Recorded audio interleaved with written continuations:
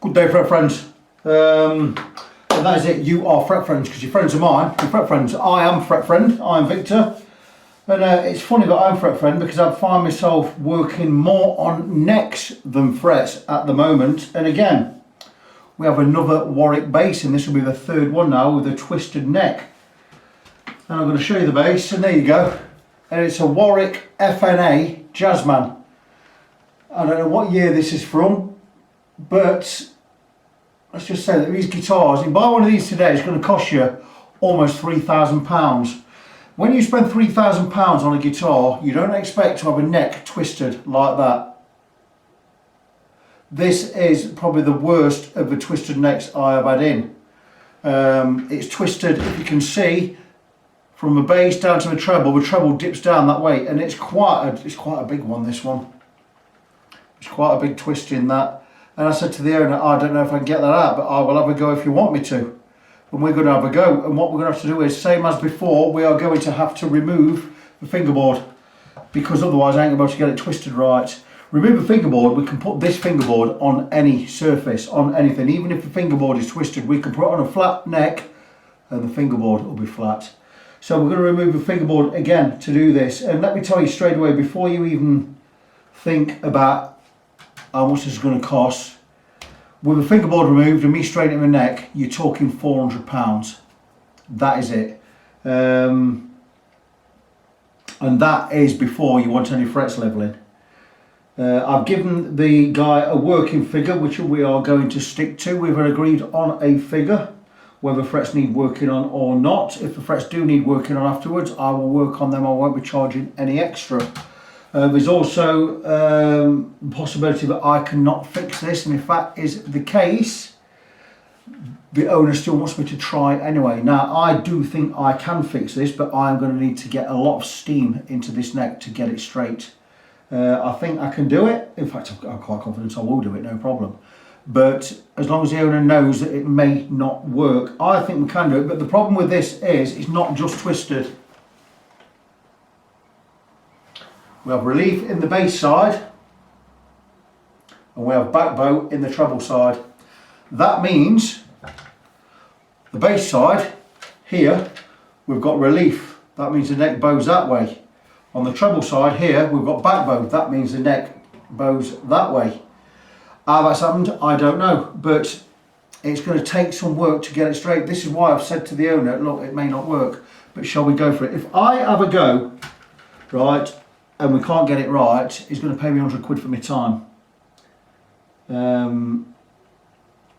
But that's it. There's nothing else I can really say about it. Another big job. Why do these Warwick necks keep twisting and going out of shape? I don't know. Did they use the wood before it was properly dried? You know, this is the third one I've had of these in now.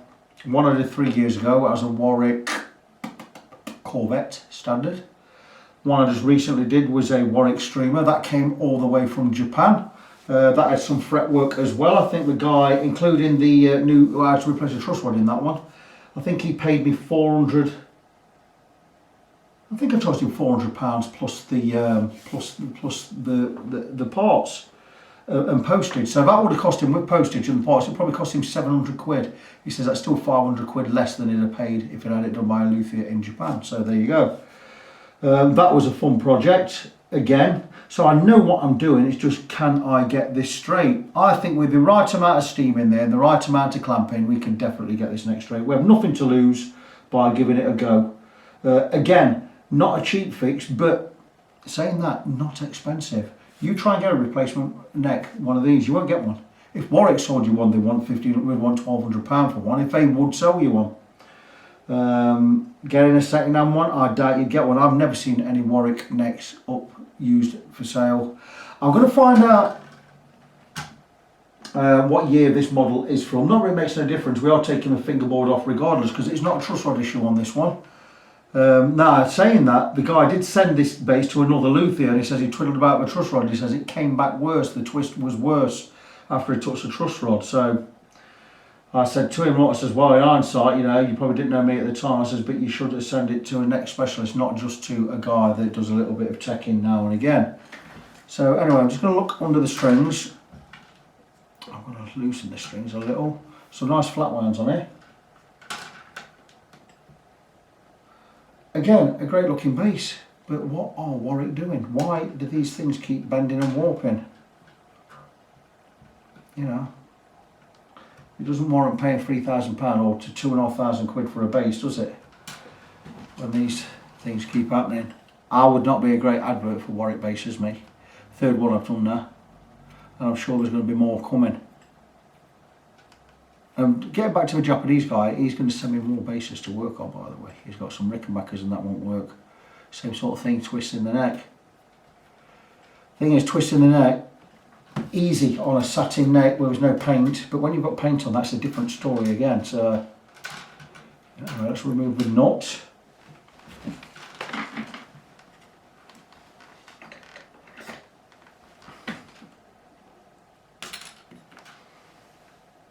Truss rod adjuster, that doesn't look very nice in there.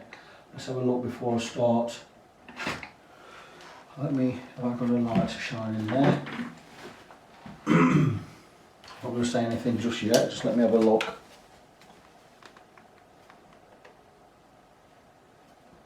Okay, that truss rod adjuster doesn't look fantastic. It looks like it's been turned a time or two too many. I thought it was chewed up at first. I don't think it is chewed up. I'll just tell you in a second.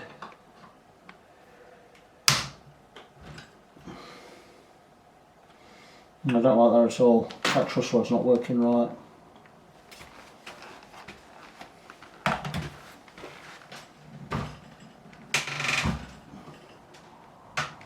That truss rod's not right. Whoever's touched that truss rod has knackered it. I'm going to do some investigating and I'm going to come back and let you know what's what, but this might not be workable. Okay, I'll be honest, I don't like what I see here, so get the funk out. Ha! The lyric. So there's the truss rod. I know it's not a perfect angle, but what I'm not liking is truss rod adjuster. This truss rod is tight, and if I turn it left, I'm getting that, and if I turn it right, I'm getting that. That truss rod's knackered. So the guy who touched that last should not have touched that as it is. I can't work on this unless I'm commissioned to do it. We're going to need a new truss rod. Anyway, that truss rod is bust. That's not the first time I've had a bust truss rod in one of these. I did replace it and it can be replaced, I'm sure. But I need to find out why that truss rod is seized, and it is seized, and I'm not going to do any work on this bass until I've talked to the owner.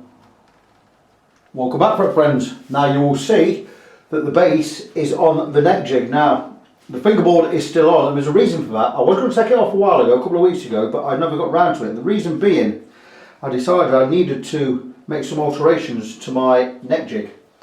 I did go and actually purchase the StewMac one. It cost me a lot of money. It cost me 570 odd quid. I bought it from Medinter in Spain, but for whatever reason it rejected my card payment. Now it shouldn't have done because I had the money and everything, but that's not the point. But because it did that, I went and had a look again at the original StewMac jig, the wooden one, and this is so similar to it. I thought, you know what? My wife said, why spend all that money, right?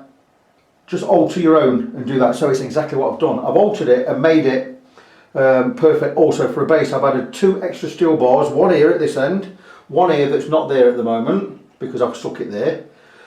Just for extra stability. I've readjusted the 0 dials and I've added this gubbins here, which helps me, or it means I can set it up for headstocks and hold this down like so, give it more stability. And that's it's not tight, you can see that's not tight, but we can tighten it. We tighten it by altering this wing nut underneath.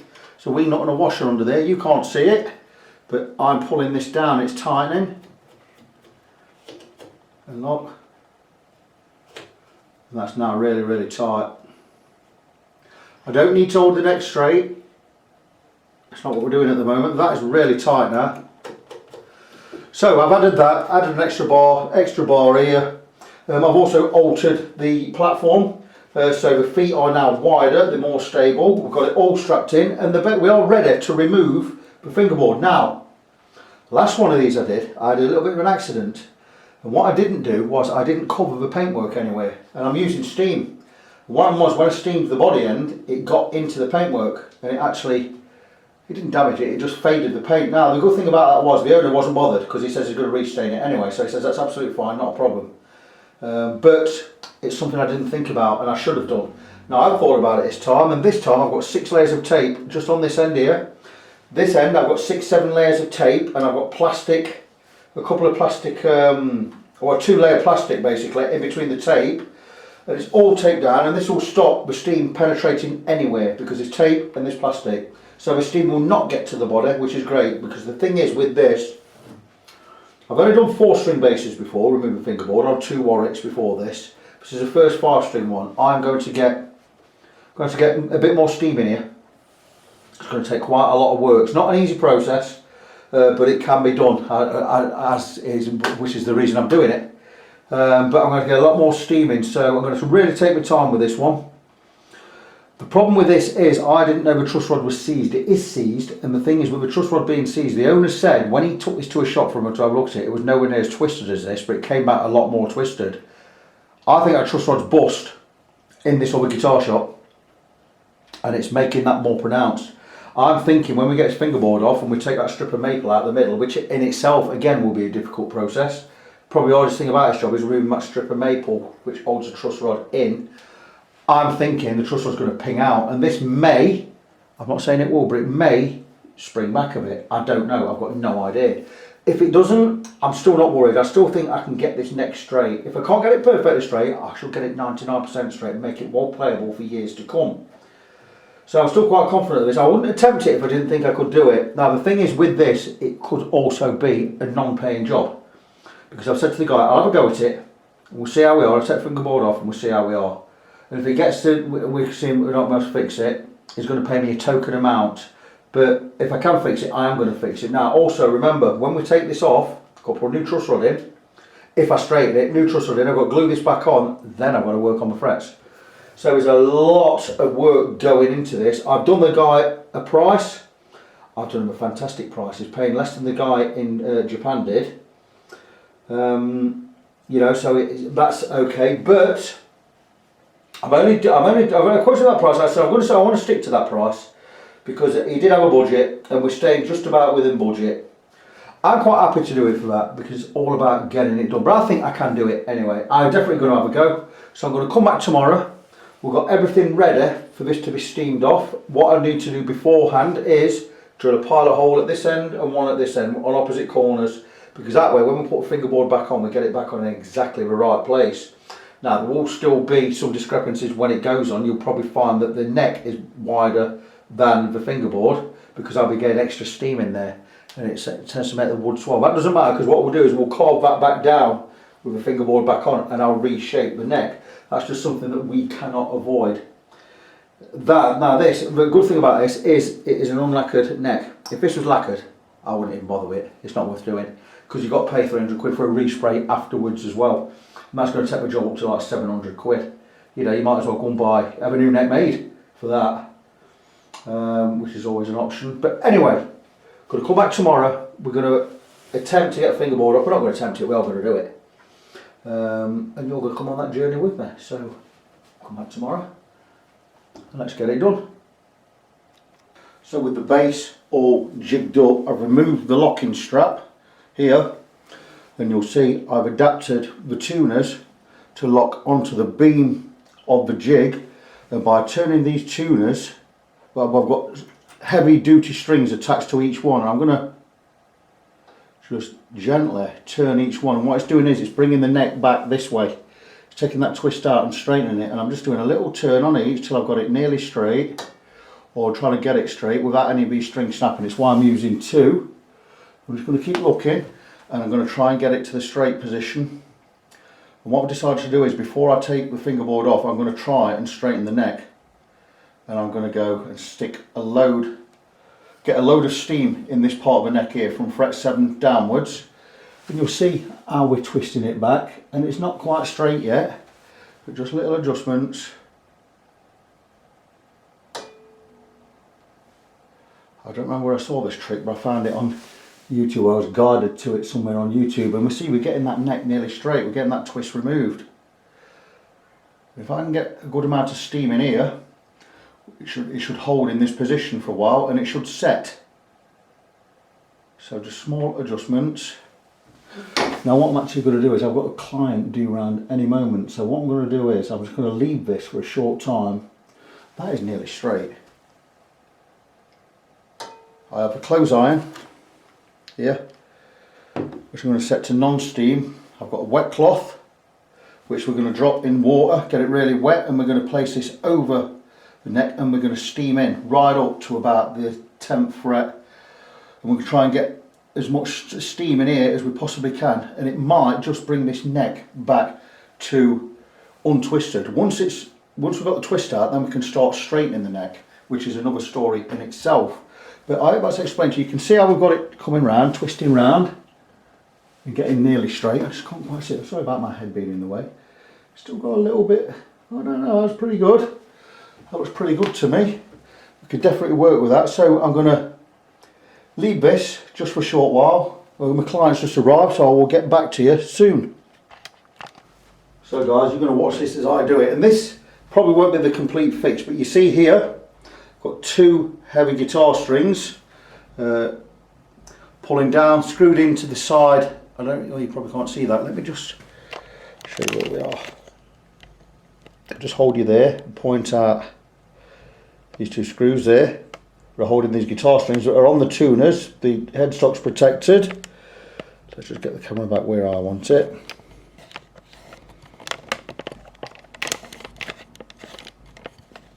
And what I'm doing is, with this under tension, twisting back this way.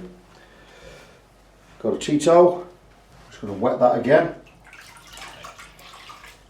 And what we're attempting to do is get some steam into this area from fret 10 down. We're going to try and get the steam to penetrate the neck, which is not easy because it doesn't really want to penetrate the neck that much because it's got to get through a lot of wood.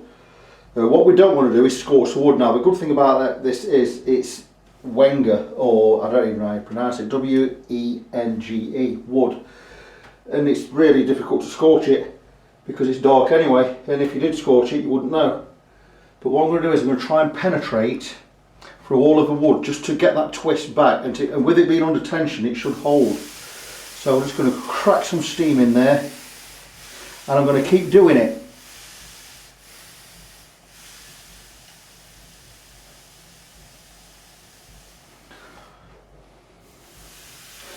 And this is not the way, this is not going to fix it completely, this is just going to help me along the way later if I want to get the fingerboard off. It just makes it easier to straighten the neck later. Now this will only get the twist out, it's not going to straighten the guitar, the neck along its length completely, but we've got other ways to do that, and there's easier ways to do that when the fingerboard is off. This is just going to give me a head start, and I'm hoping it's going to get most of the twist out. Because what we're aiming to do is get this, but it doesn't want, it says if you can't get it perfect it's fine, it says, but if you can make it playable it'll be more than happy. So that's what we're aiming to do. So I'm just going to keep, oh we are getting heat in there, which is really good.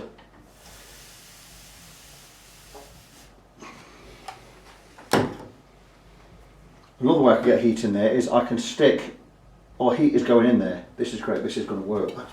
Bloody hot. Get back into the cold water. And I'm just going to keep doing this for a short time. I'm going to really get some moisture in there. Because the moisture is going to expand the fibres of the wood, and when it cools down again and dries, it's going to contract a little bit more, but it's going to be bent back into the shape it should be. All we really, well I say this, all we're really coaxing the wood to do is to go back to its original shape, but the thing is if the wood wasn't dried properly, its original shape was not how it should have been. I'm thinking, because I've had 3 of these in to do, maybe the wood wasn't dried properly, otherwise why are they twisting? And it's always this era as well.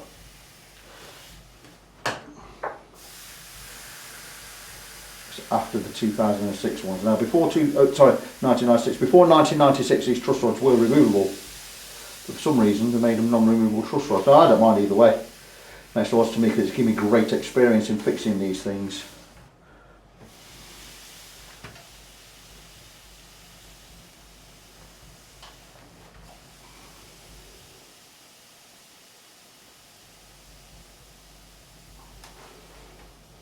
I'm hoping we're getting enough steam into the neck itself.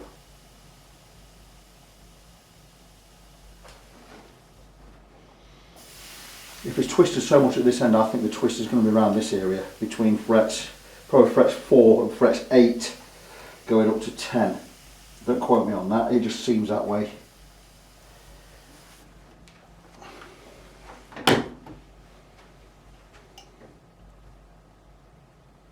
Certainly getting some heat in this area, which is great. We're certainly getting some heat into the T-towel, crikey me. Now we're burning there and I wasn't realising it. Thinking too deeply. But anyway, you see what we're doing here. This is just, you know, this is going to help later on. It's not a definitive fix.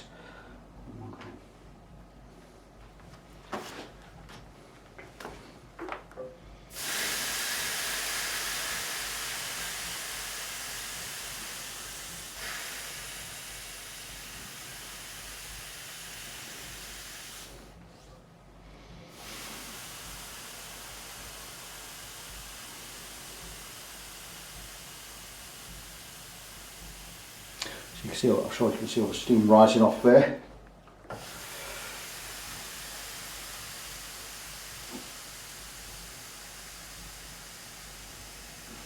What I may do shortly is, I might just steel strip across these frets, this end, clamp it in place and just leave the iron on there to let the heat and penetrate right through the wood. There shouldn't be any danger of me scorching anything, and if I do scorch it you're not going to see it because of the colour of the wood on the neck and the fingerboard.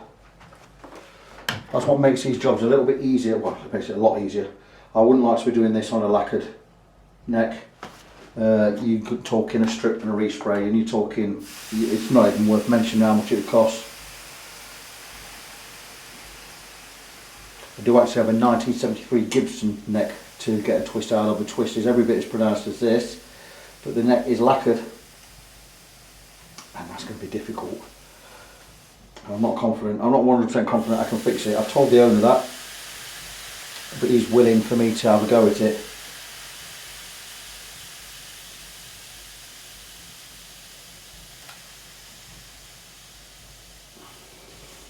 So a long way to go on this project. I've shown you, we've just got to be patient. Take us time. I'm going to have a look down the length of the neck again just to see where we are. Right, and I still need to twist this way, so I'm going to tighten up these strings again.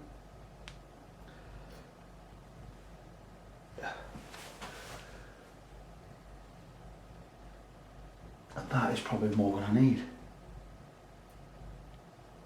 That is fantastic. We do have other problems with this. We do have relief on the bass side and backbow on the treble side. It means we've got to straighten it along its length again. A different job completely, not something I can do with the fingerboard on. We're going to have to do that when the fretboard's off, truss rod's out. We're going to back clamp to a metal surface I should say, and we're going to try and get some steam in from behind. Again, another scenario altogether. Right, we're still over there, which is fantastic.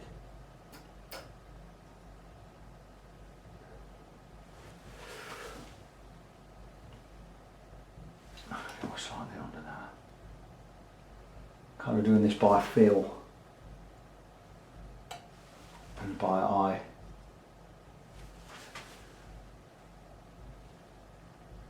Okay, that's pretty good. Just back a notch.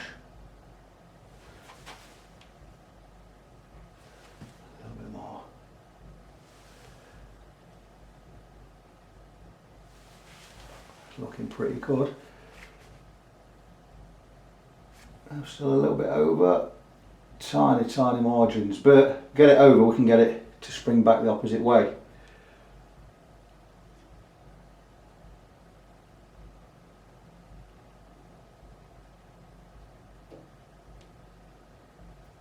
Anyway, leave that with me, and I'll get back to you later. And what we are trying to do is we're trying to get this twisted back straight to be at the same angle as it is at this end. So what we're going to do is we're going to place some just some straight pieces of anything, just to see how we're lining up. And we need to get these in line together. And I think at the moment we are getting pretty much close to where we need to be. That is looking pretty good. In fact, that is looking fantastic. Now, sometimes there is a problem because you do have a radius to work with, so we need to make sure that these are balanced properly in the centre.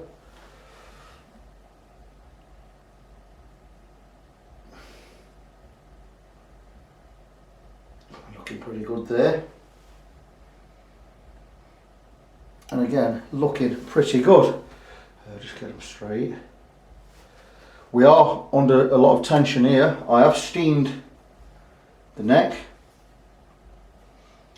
from the fingerboard side. It's still quite warm under this. I'm thinking we might have this. I've not taken the tension off yet. I don't want to do that yet. I want to get more steam in there. But you see what I'm aiming for. Now this is a way to get the twist out. We've still got a problem with the neck not being straight along its length. We do have back bow on this edge and we have relief on this edge. Like I said, we're going to remove the neck completely once we've got this twist out. We're going to turn it the opposite way, and we're not going to do it with the fingerboard on there. So what we're going to do is, once we've got this twist out, I'm going to remove the fingerboard, I'm going to remove the truss rod. There's a strip down the inside of it, a strip of maple I believe, which we're going to have to steam out as well. That's a difficult job. I'll show you that when we get to it. Once that's out, we can get the truss rod out. Then what we're going to do is, we're going to remove all the glue from the fingerboard side and from the neck side, and we're going to turn the neck over 180 degrees. We're going to remove it from the body, turn it over 180 degrees, and we're going to clamp it down, hopefully onto a piece of metal if I've got some metal long enough and wide enough. If not, we'll just use a straight edge. I'm going to clamp it down so we get rid of the back bow this side and the relief this side. We're just going to clamp it in the middle, and we're going to steam the heck out of the neck while it's in the upside down position, and that way we should penetrate it. We should get rid of the back bow, get rid of the relief this side. It'll be perfectly straight. We'll have the twist out, then we can look at putting the truss rod, the new truss rod in, getting the strip back in and putting the fingerboard back on, and that way we'll end up with a straight neck. It still will have more work to be done when I've got it all glued back together, because I'm going to have to re-profile the neck, get the profile right, get the shape right, and then we're going to have to go and work on the frets. So a lot of work to be done, but we are going in the right direction. I love these projects. Like I said before, I would not like to be doing this on a lacquer net. If you're doing it on a lacquer net, think of stripping the lacquer off and getting it resprayed afterwards. You are talking a lot of money. But anyway, great project for a Sunday this. Enjoying what I'm doing. I'll come back and give you an update later. With the camera back in a familiar position, I've got quite a bit of steam through here. I can tell I've got steam in it because now the fingerboard has shifted slightly from where it is on the neck. Because I can feel the edge of the neck underneath. So I think the fingerboard has slightly shrunk. What we're going to do is we're going to re-profile these edges later once we take the fingerboard off and put it back on. But what I'm going to do in the meantime now is, got a strip of steel bar. I'm going to get it as flat as I can. Hopefully it will go flat. It's a little bit, seems like there's a little bit of back bow in there, so that's going to make things a bit more difficult. That's a shame. That's not so bad this way. What I'm going to do is I'm just going to leave that on the guitar, on the bass, and I'm going to get the clothes iron on full heat, no steam, and I'm just going to drop it onto there, and I'm going to leave it.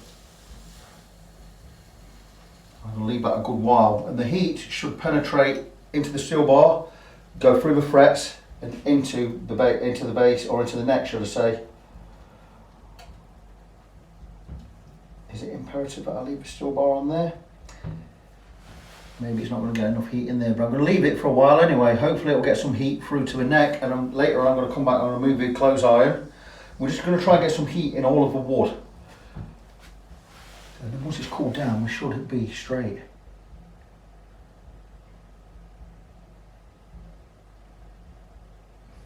It's worth a try. I've got nothing to lose by trying it, so I'm going to leave that there a good 10-15 minutes. I'll come back and check it. This is working really well. I can feel the heat in the neck. And it's not too hot heat, so we're not scorching anything, but I can definitely feel the heat in the bottom of the neck. That is fantastic news, because it means that the heat is getting into the fibre of the wood. It means we should be able to get this twist out just by doing this today. Okay, I know it has shrunk the fingerboard because the frets are sticking over the edge. We will rehydrate that later, but we're going to reprofile the edges of the neck anyway. It's just one of the things that happens. We will soak, slightly soak, or we'll saturate the fingerboard once it's off the guitar, just to let it expand that a little bit more. End of the day, it's a compromise we have to make. But again, not too bad. It's all about getting a working neck. We always knew it was going to change the profile slightly. Anyway, I've got some good heat in there. Probably don't need to get as much down this end, so I'm just going to move that back. So I'm going to leave that, again, 15 minutes, let it do its thing, and that will be as much as we can do. With the twist gone out of the neck, I've got a really damp tea towel back on the areas where we've got the heating, because the fingerboard has shrunk, and it's shrunken at the edges here, and we need to get that to swell back out. So we're just going to get some moisture in there. Just leave this damp rag on there for a few hours, probably leave it overnight. Going to get some moisture back into the wood, and where it's shrunk, it is going to expand again. We don't want it to go and puff out too wide, so I'm going to keep an eye on it, come and check it every hour and just see where we are. But there's nothing more I can do with this now until this wood has swelled back out. Once it's swelled out, then I can put the guide pins in, one each end, and we can get the fingerboard removed. So that's where we are. Welcome back, guys. Okay, it's been a couple of days since I last did anything major on this, but what I did need to do was, once we'd got the twist out, you'll see we've now got the strings slack. In fact, I'm going to take the strings completely off these two tuners here, because I'll show you where the neck is now set. Okay, so that's all loose. The neck is more or less straight. We've more or less got the twist out. It's probably a tiny bit more this way now than it needs to be, which is fantastic news. One problem I did have is, when I got the heat in the fingerboard to get it right through to the neck, the wood shrunk, which meant the frets were sticking out the side of the neck here, or outside the fingerboard. And what I had to do is I had to put a wet bandage over there for 24 hours at this end, 24 hours at this end. And what it's done is it's put water back into the wood, and the wood has puffed back out to where it needs to be. Now, that is not a problem anymore. It was a problem before when the wood was so dry, it had contracted, and the frets were sticking out, and would have been having major problems. But now it's fluffed back out, it's fine, because it means we can reprofile the whole side of the neck once it's all glued back up. So the next part of the process is to actually remove the fingerboard. That is the next part of the process. And what I'll be doing is I'll be strapping this end of the neck down as well. I would set pretty much the same procedure as before. I'm going to get plenty of water on there by means of an old tea towel soaked in water with a hot iron on there. We're going to really steam into it, and we're going to start peeling back the fingerboard. I'm going to remove it with the frets intact. If we didn't do that, you're talking another 300 quid, because it would want a refret afterwards. So we're going to keep the frets intact. One thing I have found in doing this job is, once we get a fingerboard off, no matter what the state of the fingerboard is, right, the fingerboard will follow the line of the neck. So it's imperative that we get the neck straight. The fingerboard doesn't matter so much, because once the neck's straight, we're going to glue this back onto it, and it's going to take the shape of the actual neck. The fingerboard is not really going to alter anything, because there's not any stresses and strains on there. So first thing I need to do is drill 2 guide holes. I'm going to drill one here towards the centre near the first fret, and one on the outside there on the last, just outside the last fret. That's going to give us 2 pinhole guides, and I'm going to tap them in, just so it means when we remove the fingerboard and we come to put it back on, all we've got to do is line up these 2 pins, these 2 pinholes, tap it in, and that's where we glue it. So I've got 2 pins there. They're actually snaps drill bits. They make great pin guides. I think they're 1.5 mil. So I'm going to drill some holes here. Just going to grab my drill. And we're going to get that all set. Once that's done, we can crack on to getting the neck and the fingerboard removed. Now we're not out of the woods yet, just because we've got that twist out, which is fantastic, which means we're going to make the guitar playable, as was my commission. Just get it playable. The reason this guitar is so much easier is, like I say, it's not glossed, it's just a satin finish. It means we can work it a lot easier, and it's not going to be difficult to put anything right or alter anything, because we're going to have to reprofile the neck itself anyway. Let me just check the size of this, make sure it's the right size. Seems right. Yeah, that's good. So the great thing about working with satin necks, like I say, is you don't have to respray anything. The profile of a neck will be slightly, ever so slightly thinner once we've got it all back together. That's because I'm going to reshape it slightly. It's not going to alter much. Right.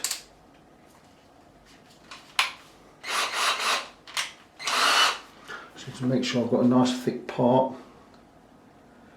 I'm going to drill here right next to the first fret.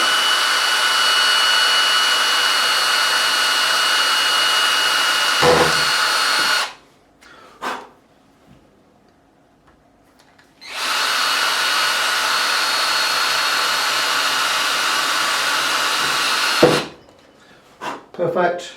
Same again here.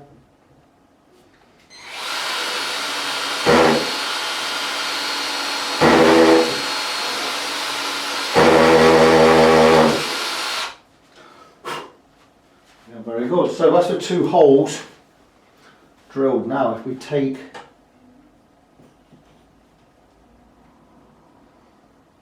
our pins, one there, you see we have 2 guide pins here. Look at that, how good's that? That means we're going to get the fingerboard back in exactly the same place as it comes out. Very good, eh? Don't know where I picked that up from, but I picked it up. I think I picked it up from somewhere on YouTube. Someone pointed me in that direction. So that's the 2 pins. Just need to grab a plier on there just to pull that one out. So there are the guide pins. So we are now ready to remove the fingerboard. No, I'm not going to do it just now. I'm going to get everything prepared to do that. It's a long-winded job. It takes a long time. You've got to take your time with it. You might just get 2 or 3 millimeters each heat up, but it's all about getting it off intact and not damaging anything between the fingerboard and the neck itself. Because if we do damage it, it'll make it more difficult to repair it later on. The great thing again about satin necks is, if we do have any problems or gaps appear when we glue it back on, we can always fill them in with some rosewood dust and some super glue, and you will never know. That's why I don't mind drilling these little pinholes here, because when I fill them in, you're not going to see them. Now I do have, I've mentioned it before, I do have a lacquered neck I've got to do exactly the same job on a 1973 Gibson Les Paul Custom. Kind of looking forward to it, kind of not looking forward to it, because it's lacquered. It's probably going to be a lot more difficult than this, but you know, Lord willing, we'll get it all sorted out, and it will be good. But this one's going to be a precursor to that. Anyway, I'm going to get everything prepped, and I will come back and we'll start to get this off. So this is where we are with the neck as it stands. Not perfectly straight, we've not completely got the twist out, but we're close enough to where I want to be. We could certainly make this playable, and it'll stay playable for many, many years to come. But even though we're not perfectly straight at this end yet, don't worry. I think we are going to get it perfectly straight. And how we're going to do that is, we're going to remove the fingerboard now.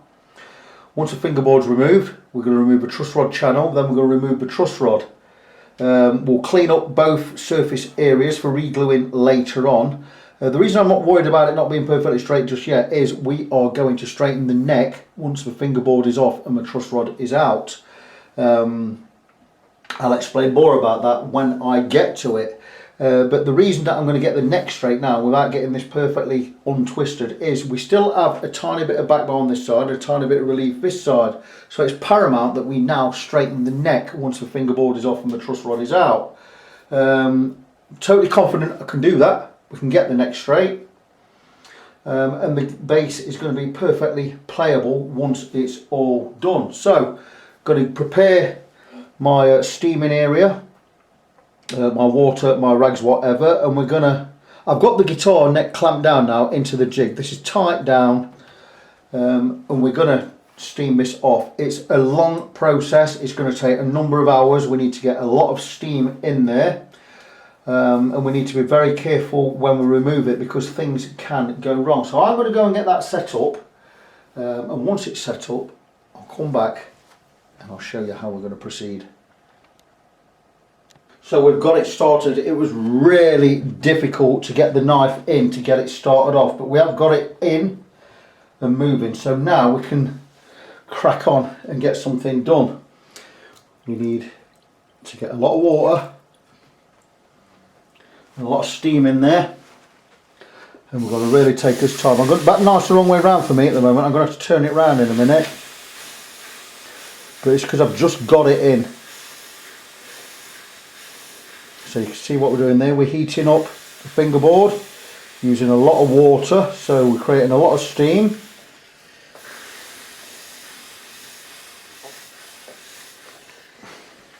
It's just a matter of being patient. So now we've got the knife in, we're able to move it along, and there you go. We're already 3/4 of an inch in, and now we've just got to be patient. So I'm going to take the knife out because I want it in this way because I'm right-handed. It'd be a lot easier for me to work like this. This is a very sharp knife. I've recently sharpened it.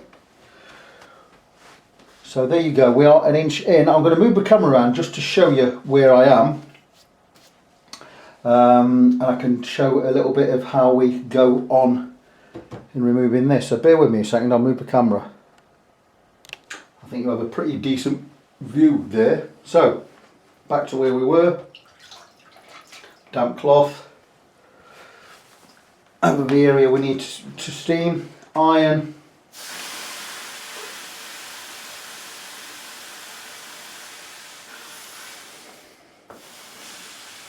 I mean, if we could do this in big chunks, great, but if not, we'll just take our time. Iron's on full. It's not set to steam, it's just set to full heat. Let's get that out of the way. And you see, this is how we're going to do it. And it's just a matter of working the knife underneath, not forcing anything. See, because we've got quite a lot of lift there already. And that's as much as we can do. So maybe 1/2 inch at a time, plenty. Bear with me a second, just need to close the door. I think my wife's just finishing work.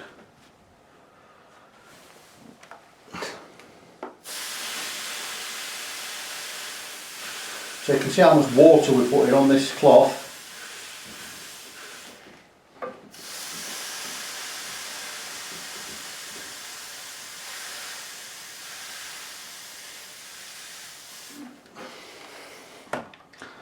Sorry if I keep bobbing in the way.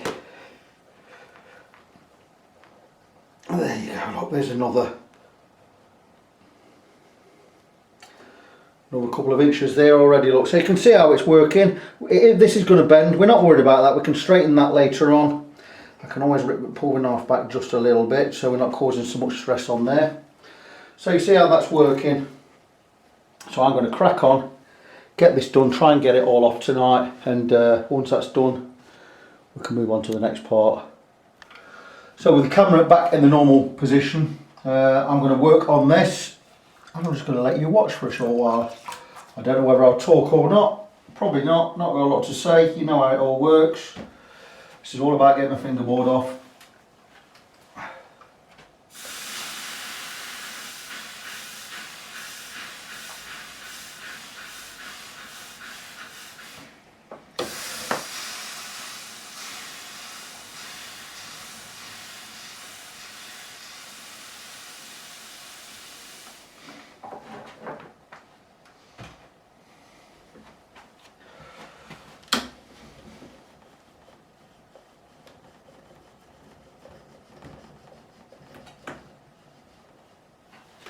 We're getting a good inch at a time, which is pretty good going.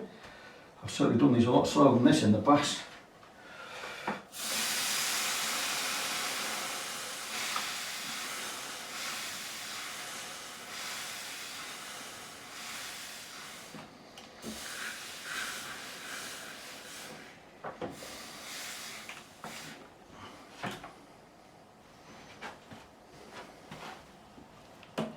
It helps that I've sharpened this knife.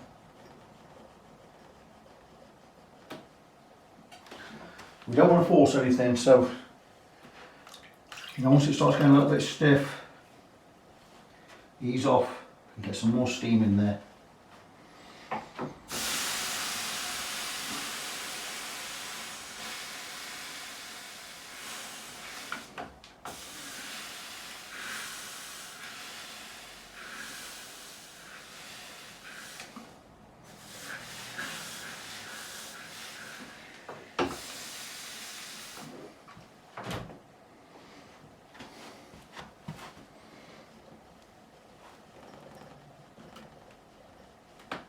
For whatever reason, that doesn't want to move.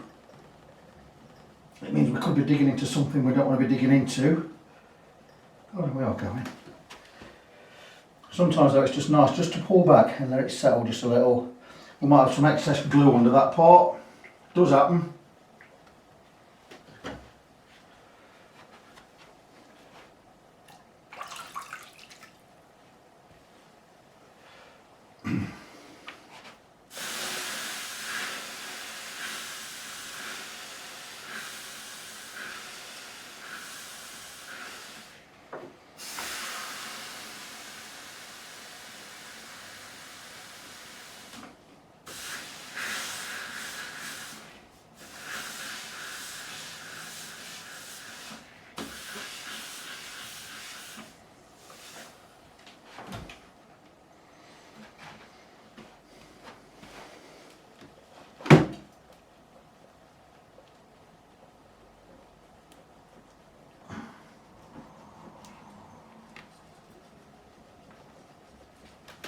Get a lot more difficult at this end.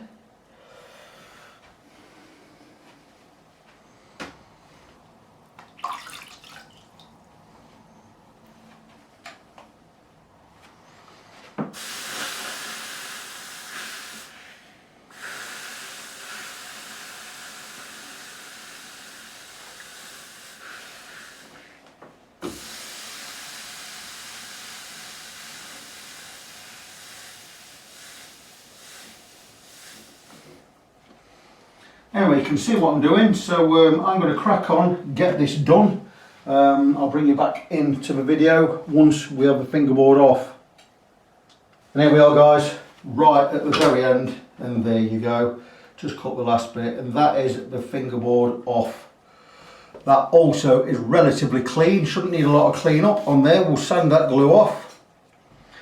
The next part will be the difficult part. This is where we struggle to get it off here. Look, the screw, I'm going to zoom into that, the screw that holds the neck in place is protruding. I had this on the Warwick a few years ago. Let me just show you this. And there you go. Hopefully we're not zoomed in too much. Do you see this?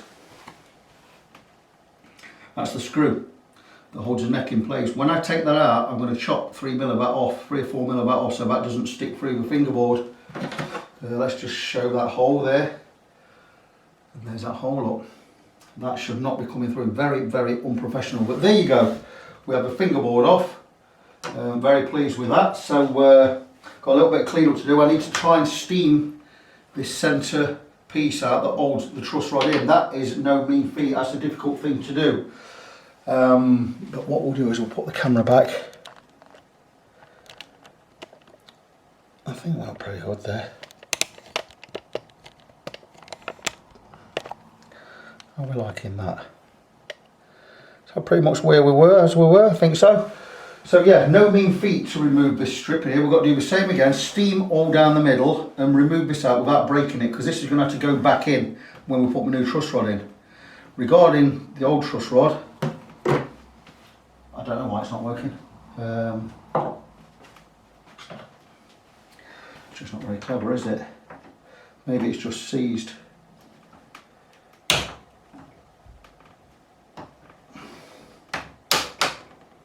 Not very clever, is it? Let's try and loosen it. There you go. Right, okay, that is now loose. We're still going to replace it.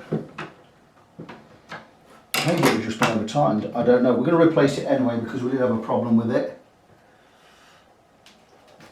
Let's just check the straightness of the neck while we're here. I'll use a guitar one. Oops! What happened? Nice. Put a little bit of back bow in there. Definitely some back bow in the far side. And some relief. Oh, there again. Seems to straighten out quite a lot. So it shouldn't be too much work left in this. You'll see these two glue strips down here. These have a carbon rod in there to help with the stability of the neck. Just grab my knife while I'm here. Give that a wipe. And while we've got some, I'll scrape some of this glue off while we can.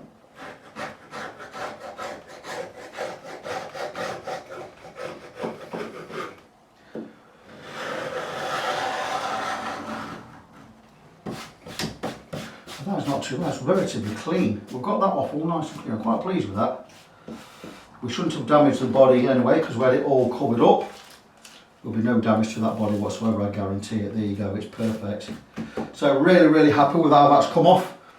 I'm going to remove this strip shortly, but I'm going to stop the camera for now. There's a couple of things I want to do in the meantime. I may not do this tonight, I don't know, we'll have to see.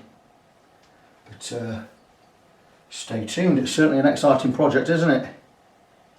So removing the truss rod with the truss rod, whatever this piece of wood is in the truss rod channel. We just got the truss rod adjuster in there, started pulling it up with wild heat in this. So all we're going to do is just keep steaming, because we did get a bit snap on this end. So we resorted to a slightly different method. But all we're going to do is we're going to just get some steam in there.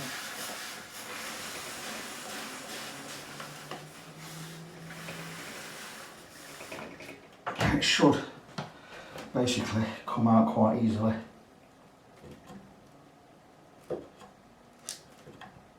There you go. Just keep repeating.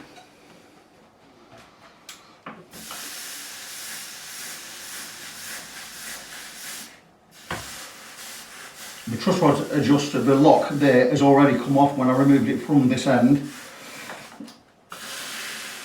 The truss rod might have been okay, but with it cracking the way it was earlier, I've decided to change it anyway.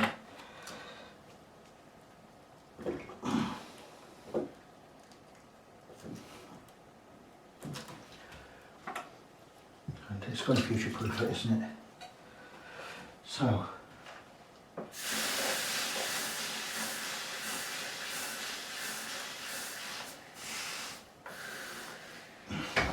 This should be it.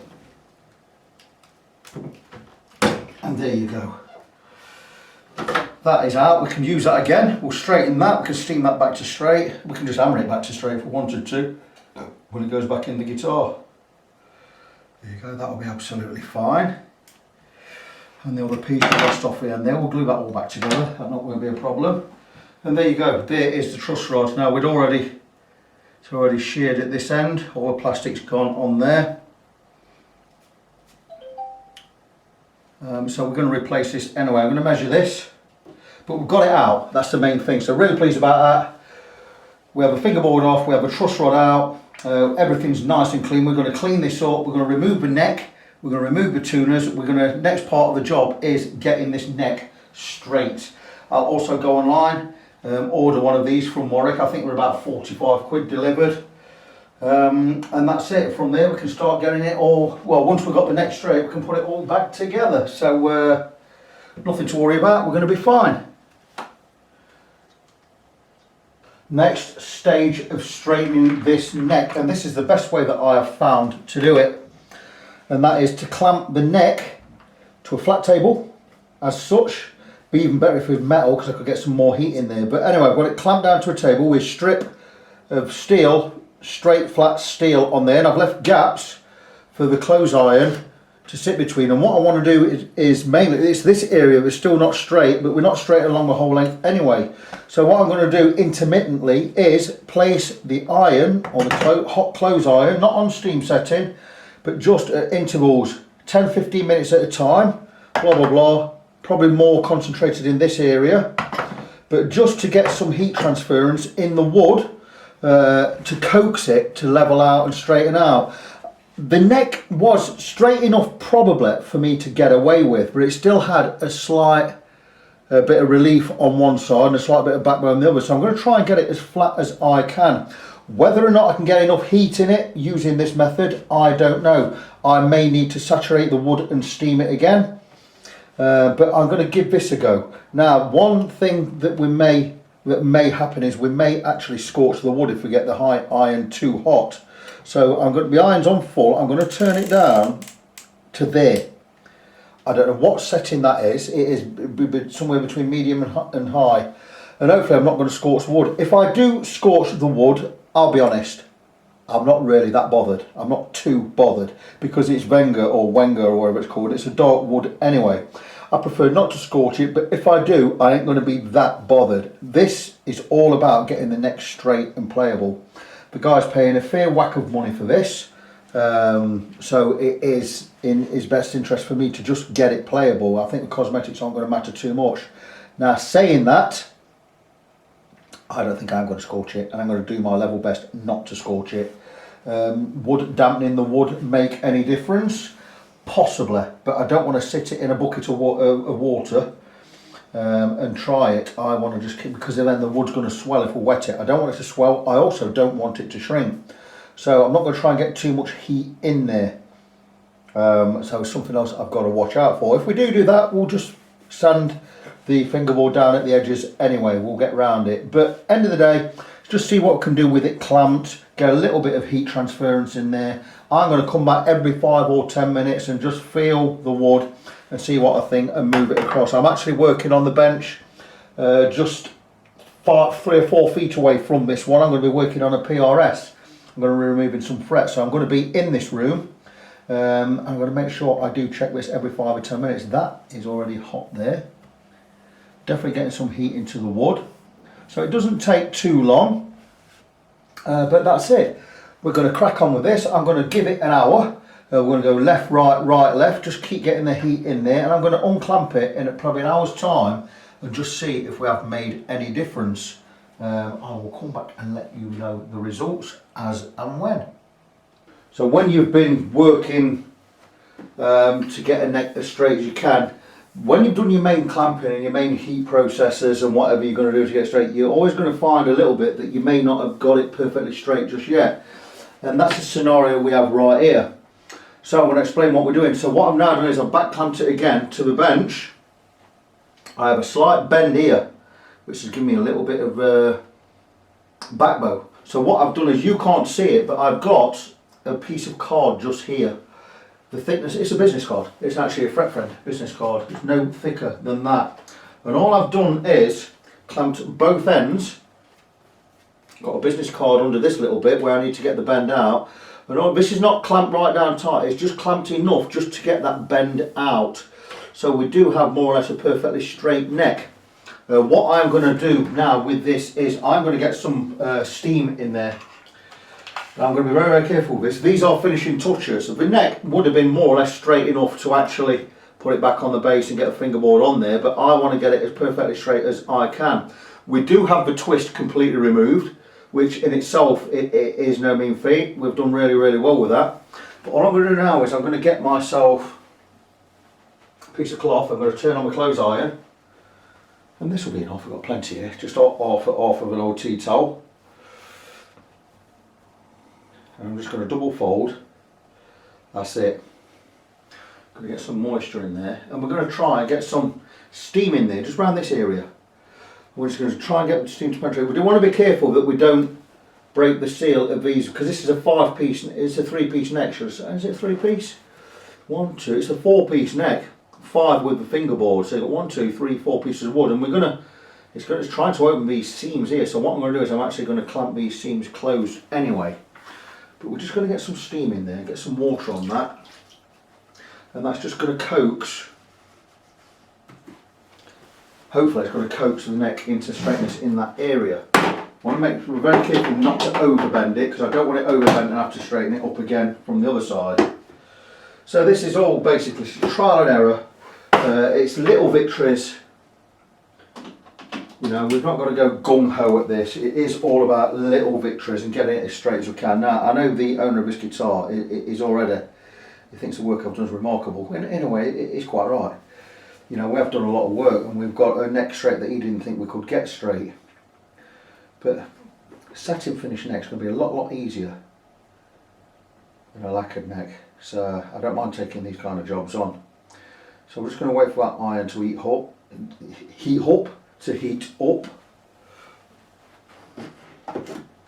we're just going to coat some steam into this area.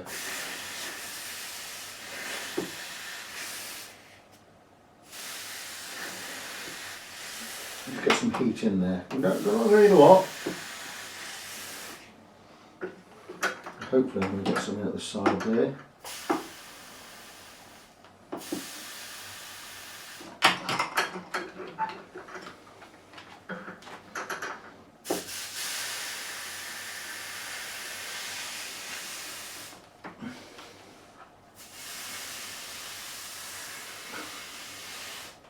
And that may be enough.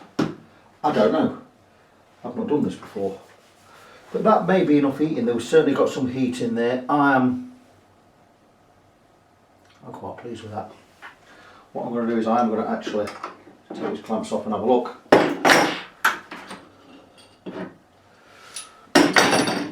Because we're at a stage where we don't need to do a lot to get this where we need to be. And that may well be enough work there. And let's just lay the neck. And there you go. That is the neck, perfectly flat, perfectly level, perfectly straight.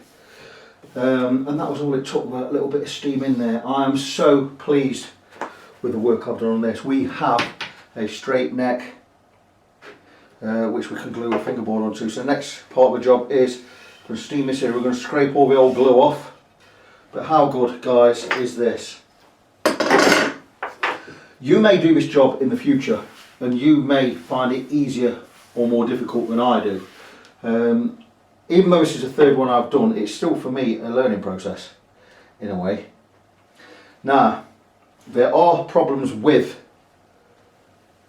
there are going to be other problems, like for instance there are now gaps with the bits of wood that have slightly come apart here. What I will do with these is I will sand this, we'll get some rosewood dust in these gaps, and I'll drop a bead of super glue down there just to seal everything up and hold it together. Then we're going to re-sand the profile. So again, more work than we envisaged in the beginning. These are always a big job. They're really difficult to price up, because I did quote the guy 375 quid to do this, but in hindsight I should have said, look, you could be going up to 450 whatever. I've still got frets to level and everything. There's a lot more hours in this than I probably accounted for. End of the day, I'm not bothered. I'm quite happy with the quote. I'm sure the guy's going to be really happy with the job, and that's what it's all about. But anyway, I'm really pleased with that. That is a straight neck. How good is that? So again, a different part of the process, and something else to show you how much work actually goes into getting these things right.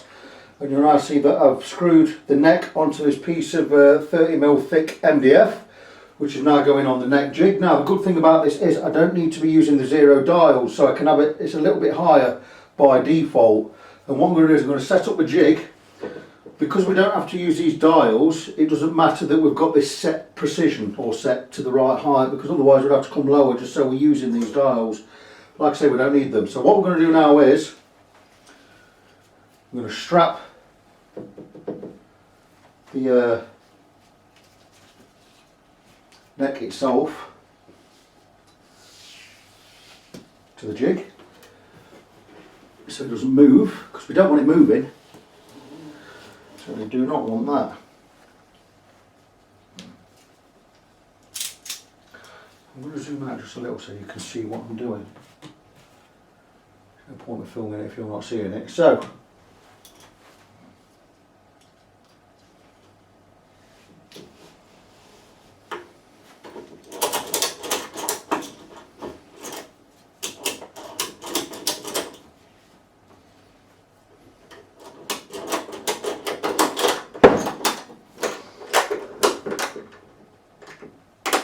nice and tight, that's super tight. We just need to make sure we have these in the middle. And we do, we're very close to where we need to be. We're just going to drop these down if we go down. And they will. That's good.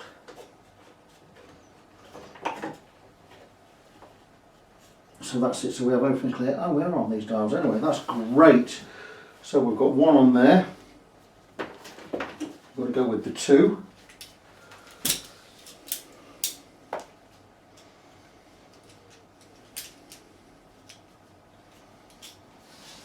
These straps are really, really good. I upgraded the straps. I got the really good industrial ones, not the light ones I had before, which they did a job, but they weren't that brilliant. This is just so we get everything nice and stable. Nothing's going to move. This should normally be the body, but we need to put it on the body for the job we're doing. I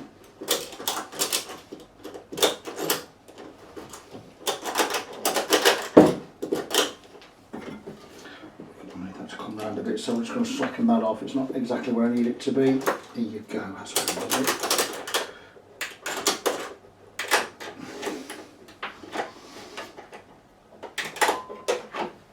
That's good. So we are nice and tight. That is not going to go anywhere. Just need all these under the net. Just make sure we're in the centre. We're not quite in the centre, so we're going to knock that across just.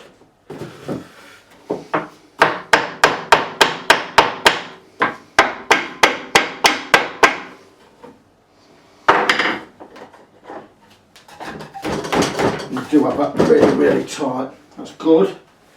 Where are we now? There you go, we are central now. That's fantastic. So we can move that out of the way.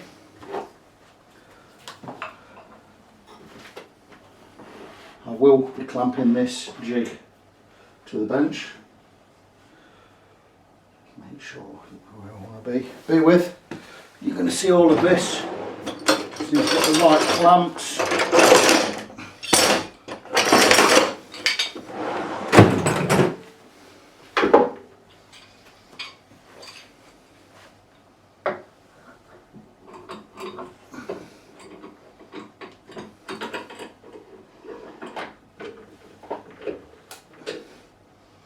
Beautiful. Use one of these at the other end.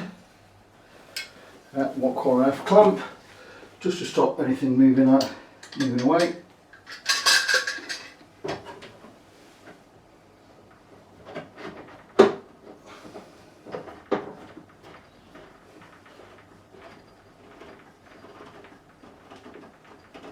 So that is the jig clamped in.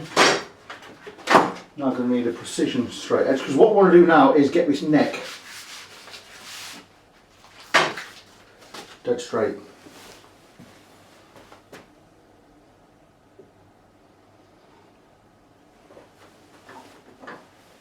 Got a little bit of a dip on this end, so we're going to get, there you go, that's exactly where we need to be. So we're going to use this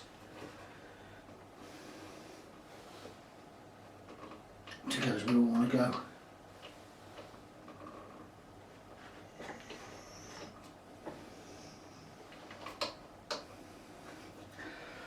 I'm quite happy with that.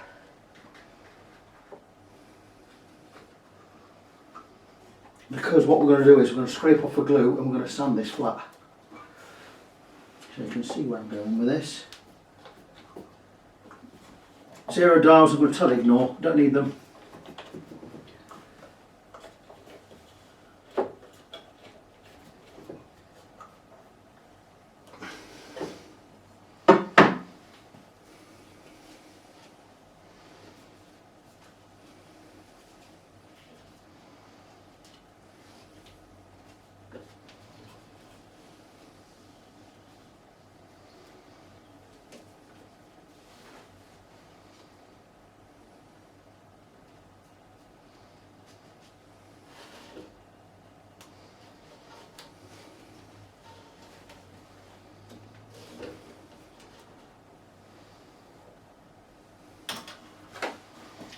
hold it in place.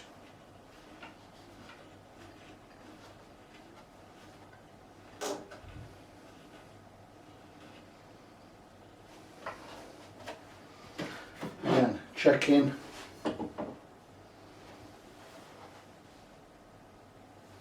What we do have, that is a little bit too tight.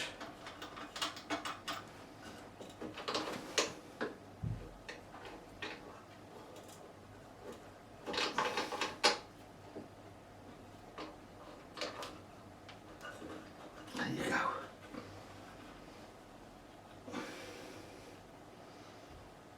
Happy with that.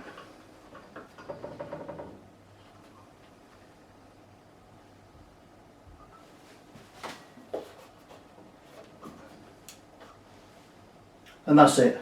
Really pleased with that. So, I'm going to need to flatten this. What we're going to do first is I'm going to wet it and scrape it. You've seen this, all as it's done, obviously.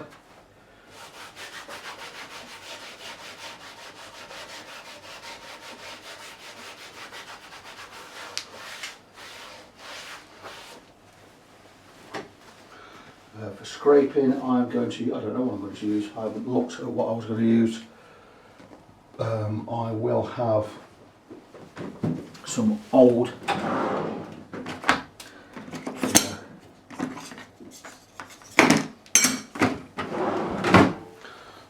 fret rockers, they're no good. I'm just going to scrape away the old glue.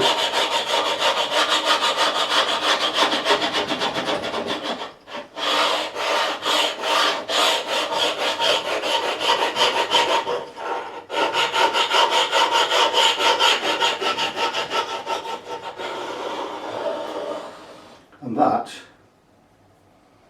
works a treat. I'm just going to get a bin under there.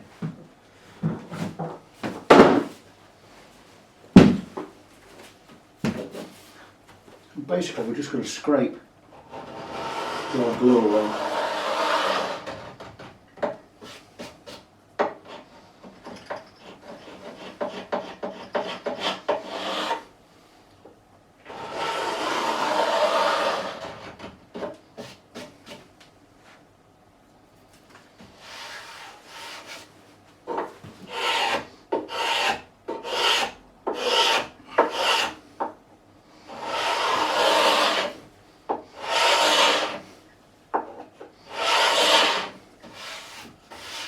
Not finished yet.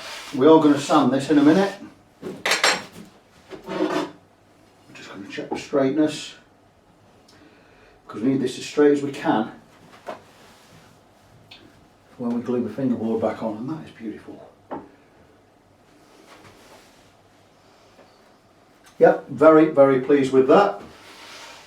All the old glue is off, doesn't take long at all. Now what I can do is, because I need to sand it, I need this out of the way. There you go. And I do have a sanding beam prepared. I've not used it for a while, I don't know where I've put it. Maybe I should have tried to find that earlier. I'll keep the camera running. You can hear my chuntering and chatter while I try and find what I'm looking for. It's got to move my acoustic guitar out of the way. It's definitely in this cupboard somewhere. Bear with me a second. Apologies for that. There's someone at the door, or someone actually tapping on the window. It's a work colleague from Royal Mail. Just bought me a parcel. But anyway, let's move on. I found my sanding block here. It's not sanding block, sanding beam. Now it won't come out with the paperwork. There you go. We're there. Here we go. Levelling beam lock. Just a long piece of steel box section. You've got some, I believe that's 180 grit, probably is it 180? And this is some 240. We're just going to go a little bit with a 180 just to rough this up.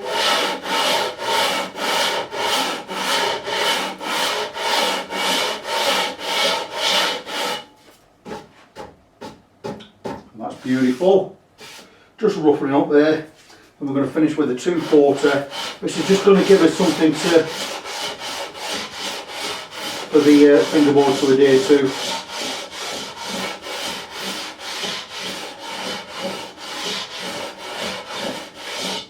And I think we're pretty much where we need to be with that. We're going to give it a quick brush.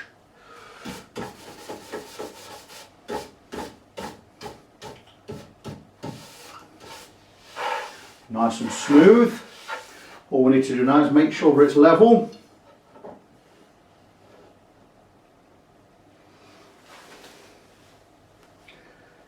That is beautiful.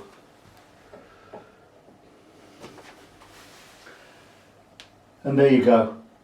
And that is what we're going to stick the fingerboard to. Now, problem with this may be, it's still a little bit backbowed.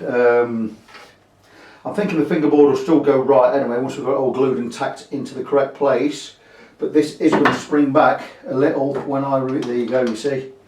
You've just seen it spring back there. And I have done this before. It will pull to straightness with the fingerboard on there and it's all wrapped up. But if it does have a little bit of back bow in there, it's no great shakes because the new truss rod is going to pull it back. So let's just see where we are in this scenario. And yeah, we've got a little bit, it's bending a little bit backwards here, so we've got about 1 millimetre at that end. We're going to be able to pull that back round, no problem. But anyway, very happy with that. A nice surface to glue to. What we need to do next is we need to do the same with the fingerboard. I'm probably, I don't know what I'm going to do, I don't know how I'm going to fix this to anything. I may have to go with some double-sided sticky tape. I hope it stays where it is. But anyway, I'm going to get it on the bench. I may have to hold it in one hand. We're going to do the same with this. We're going to get the old glue off. We're going to scrape it back. And we're going to prep for getting the new truss rod in there and getting this all glued up. When I do glue it all up, by the way, it won't be on this jig. We can't do that. We're just going to do it on a flat bench. There will be some overlap on the neck. I can feel it here. There's a bit of overlap already. We're going to scrape that off and sand it back. So we're going to slightly alter the profile of the neck, but at least it is going to be straight and playable. And I'm sure the player won't really notice any difference. I won't notice much difference, just checking where that is. That's good. So yeah, I think we're going to get this done really, really nice. See you soon. So next we've got to fix this to something flat so we can scrape it that way round. So what I decided to do is, I've got a couple of things. One, I'm going to put a clamp each end with a piece of wood holding this where it needs to be, but I'm going to stick some double-sided sticky tape to the desk. Now I'm not going to stick it directly to the desk because it'd be a bitch to peel off. It won't be so hard to peel off the fret, so what I'm going to do is I'll put some masking tape down. We're going to hope that this stuff works. It should stick to the frets. I'm just going to put 2 pieces down.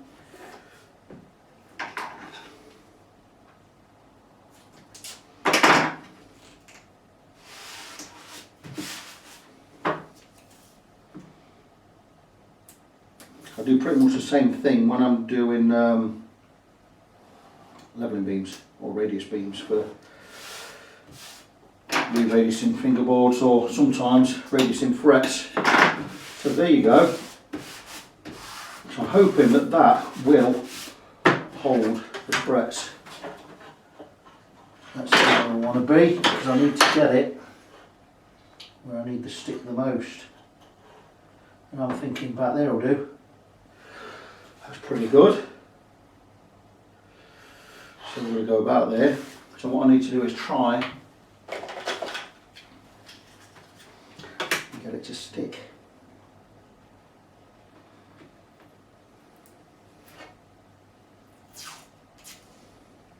There you go. Got a piece on there.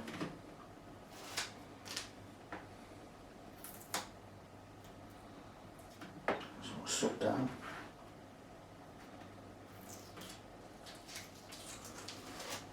Double-sided sticky tape.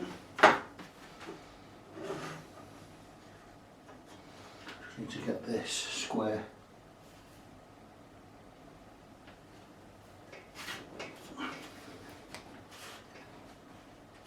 That's pretty good. And that has worked. That's fantastic. Now what we're going to do is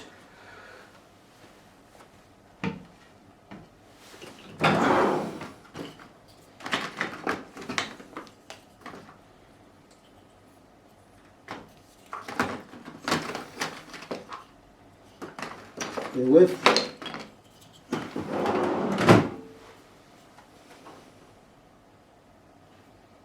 Just to stop it moving. Okay, it's not ideal, but it will work.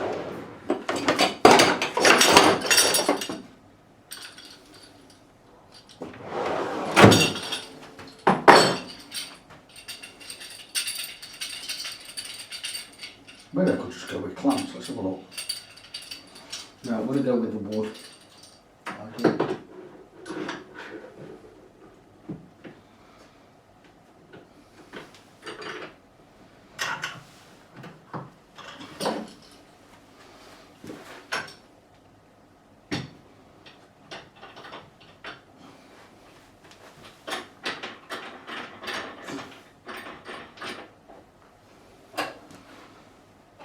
So there you go. We now have a fingerboard that is not gonna move. I'm going to do pretty much the same thing. Water and scrape. And what have I done with my tiles here? Maybe a little bit more difficult to get the sanding block on there, but I'll remove the clamps for that.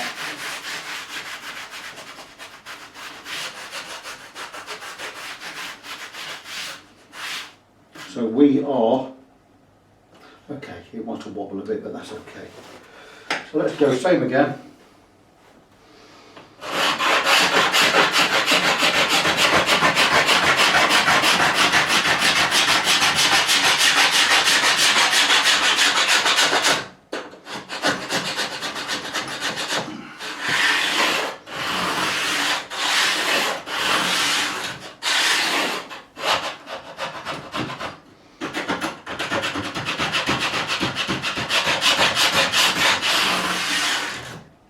That's pretty disgusting. I think you can see that.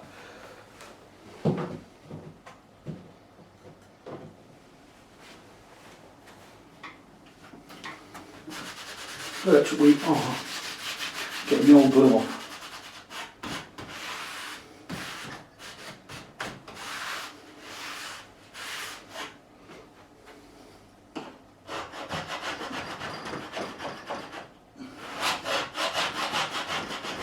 What I will do with these two surfaces is we will score them.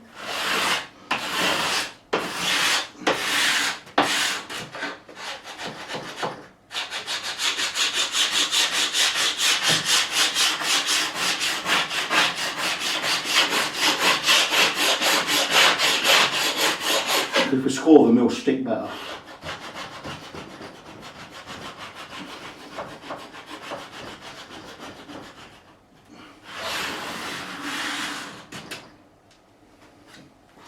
Okay. Should be enough. It's disgusting. Should be enough there. We're just going to clean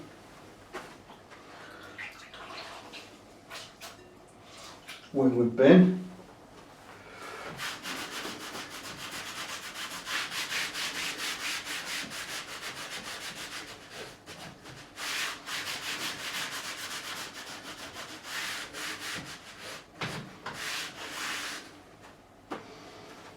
I'm thinking that's going to be good enough. A little bit more, I think a little bit more scraping.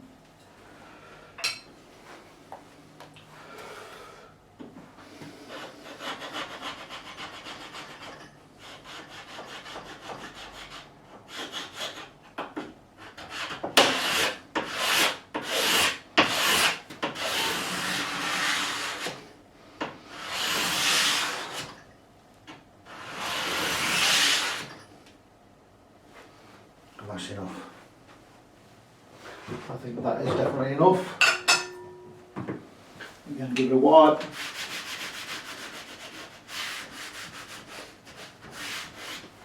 Pleased with that. So let's hope and pray that this fingerboard stays where it is with the double-sided sticky tape. I think it will do. There's no reason for it not to. we are going to just lightly sand it. And what did I do with my sanding beam? Here it is. Going to roughen it up nicely.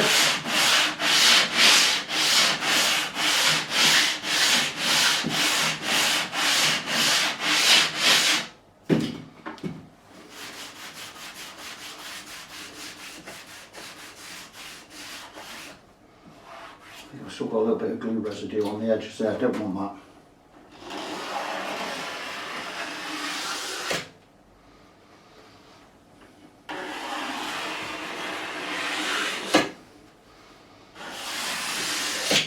That's a lot better scraping with a Stanley blade.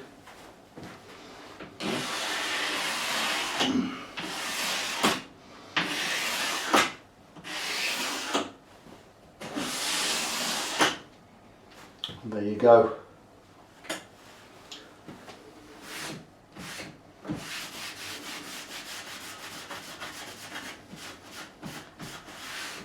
Much happier with that.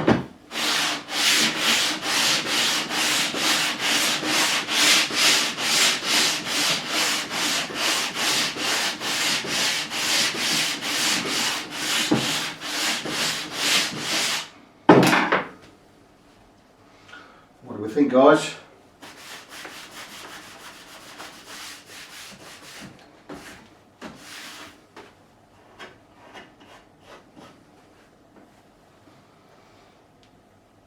Just at the end. I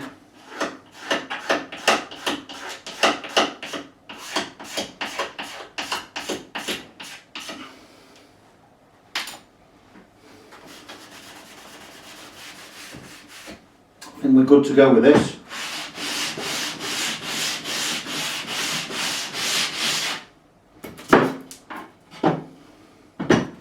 Finish off with some 240.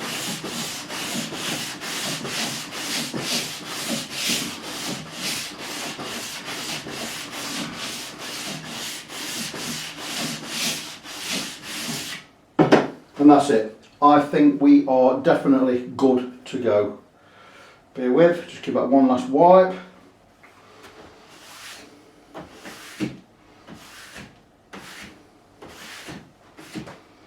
Now there's a little bit of glue there, that's right in the middle where we don't need glue anyway, right at the truss rod end, but I still will give that a little scrape just to make sure.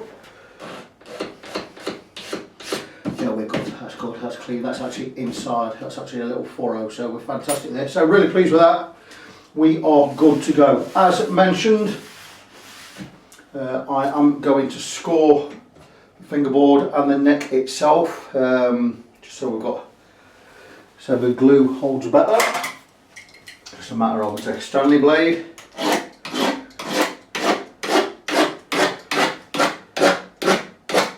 and we'll score lines like so.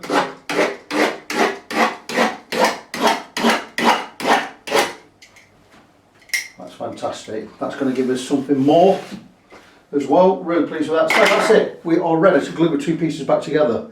Saying that, it's not something we can do straight away. We need to get the truss rod back in the neck, and we need to get the strip of maple glued in down the centre. So I'm going to need to straighten this. I'm going to get everything set up, and I'll bring you back in, and we'll move on to the next part of the process. And here's what we're left with, guys. We are left with a straight neck and a straight fingerboard. How good is that? I've just straightened the fingerboard offline. All I did was, with it strapped there, I got some steam into it, ran the hot iron across there, and it's now straight. The neck is as straight as we can get it. There's a tiny bit of back bow in there, but once we get this on and tacked into place, with the glue already on there and strapped up, this will pull back to proper level. We're going to have a two-way truss rod in there anyway, which is going to do absolutely brilliant. We're about to alter it any other way. We can bend it both ways. We do have a tiny bit of the neck is slightly wider than the fingerboard. That's because we've steamed it and it's expanded just a little. We're not worried about that. It happened on the other two I did as well. What we're going to do is we're going to scrape the sides. Once we've got this glued on properly with the new truss rod in there and glued on, we're going to actually scrape the sides. We're going to re-profile this part of the neck anyway. We're also going to make sure that these gaps are filled. and it's going to work absolutely fine. When Jamie gets this back, he's going to have a straight neck, which he never actually envisaged. He thought this base was a goner. So yeah, it's all going well. I'm really pleased with how it's come out. A couple of things I've done since you last saw the neck, and I fitted the truss rod. I've fitted the piece of maple that sits in the neck and scraped that flat, and I've put a sliver of tape across the maple piece, just across the maple piece, and overlapping by about 2mm each side. The reason I've done that is I'm not going to be gluing this area on the neck itself. I will have glue on the fingerboard in that area, but that will stop excess glue seeping into these areas where the truss rod is. I'm also going to just cover this truss rod area just a little bit just now. And what I'll be doing is I'll be peeling this off just before I put the two seams to the two sides together.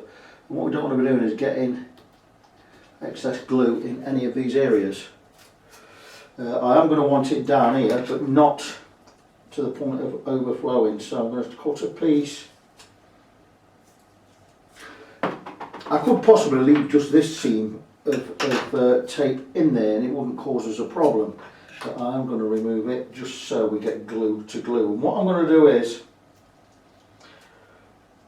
I'm not going to glue wet to wet. I'm going to get both pieces glued up and I'm going to let it go tacky. I'm going to let it sit for 10 minutes and just go slightly tacky before I make the two pieces together. And this, as you see, these are the areas where I don't want glue. I'll do a little bit here as well. I just don't want glue spilling down in any places where it doesn't need to be. It wouldn't hurt too much if it went down there, but if it ever needs to come off again, we can get at it. Not that it will need to come off again. I think this is a once in a lifetime job. I'm thinking if the owner of this base gets another 20 years out of this base, which he will do, he's going to be more than happy. So there you go. When it comes to coating this in glue, I will give it a good coating. We'll let the glue sit for 10 minutes, like I say, and we'll peel this tape off. The glue will still be tacky and still slightly wet, but it won't be as runny. This will be completely covered. We're just going to make these two pieces together and see how they are. And I'm liking what I see. There and there. So really pleased with how this is going. Third one of these I've done, third one of these Warwick base necks.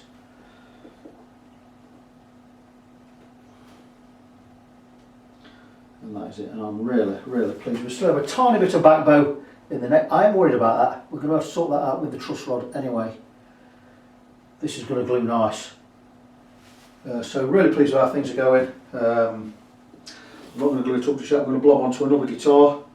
I'm doing a refret on a PRS, American PRS as well today, so I need to do some cosmetic work on the fingerboard on that. And then we're going to come back and look at this. Maybe I'll look at it this evening, maybe it'll be tomorrow, I'm not quite sure, but we'll see. We'll see a little bit later.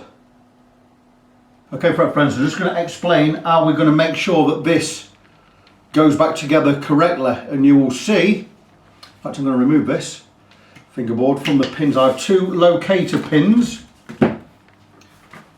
one there and one there, behind in front of my hand there, one there, one there, one in each corner, and it's just a matter of, once I've got everything glued up and the glue's got a little bit tacky, I'm going to remove this tape and we're going to realign the fingerboard with the glue on. It's going to be quite a messy affair to these pins, and not mega difficult. It will be a little bit messy, but that's my affair.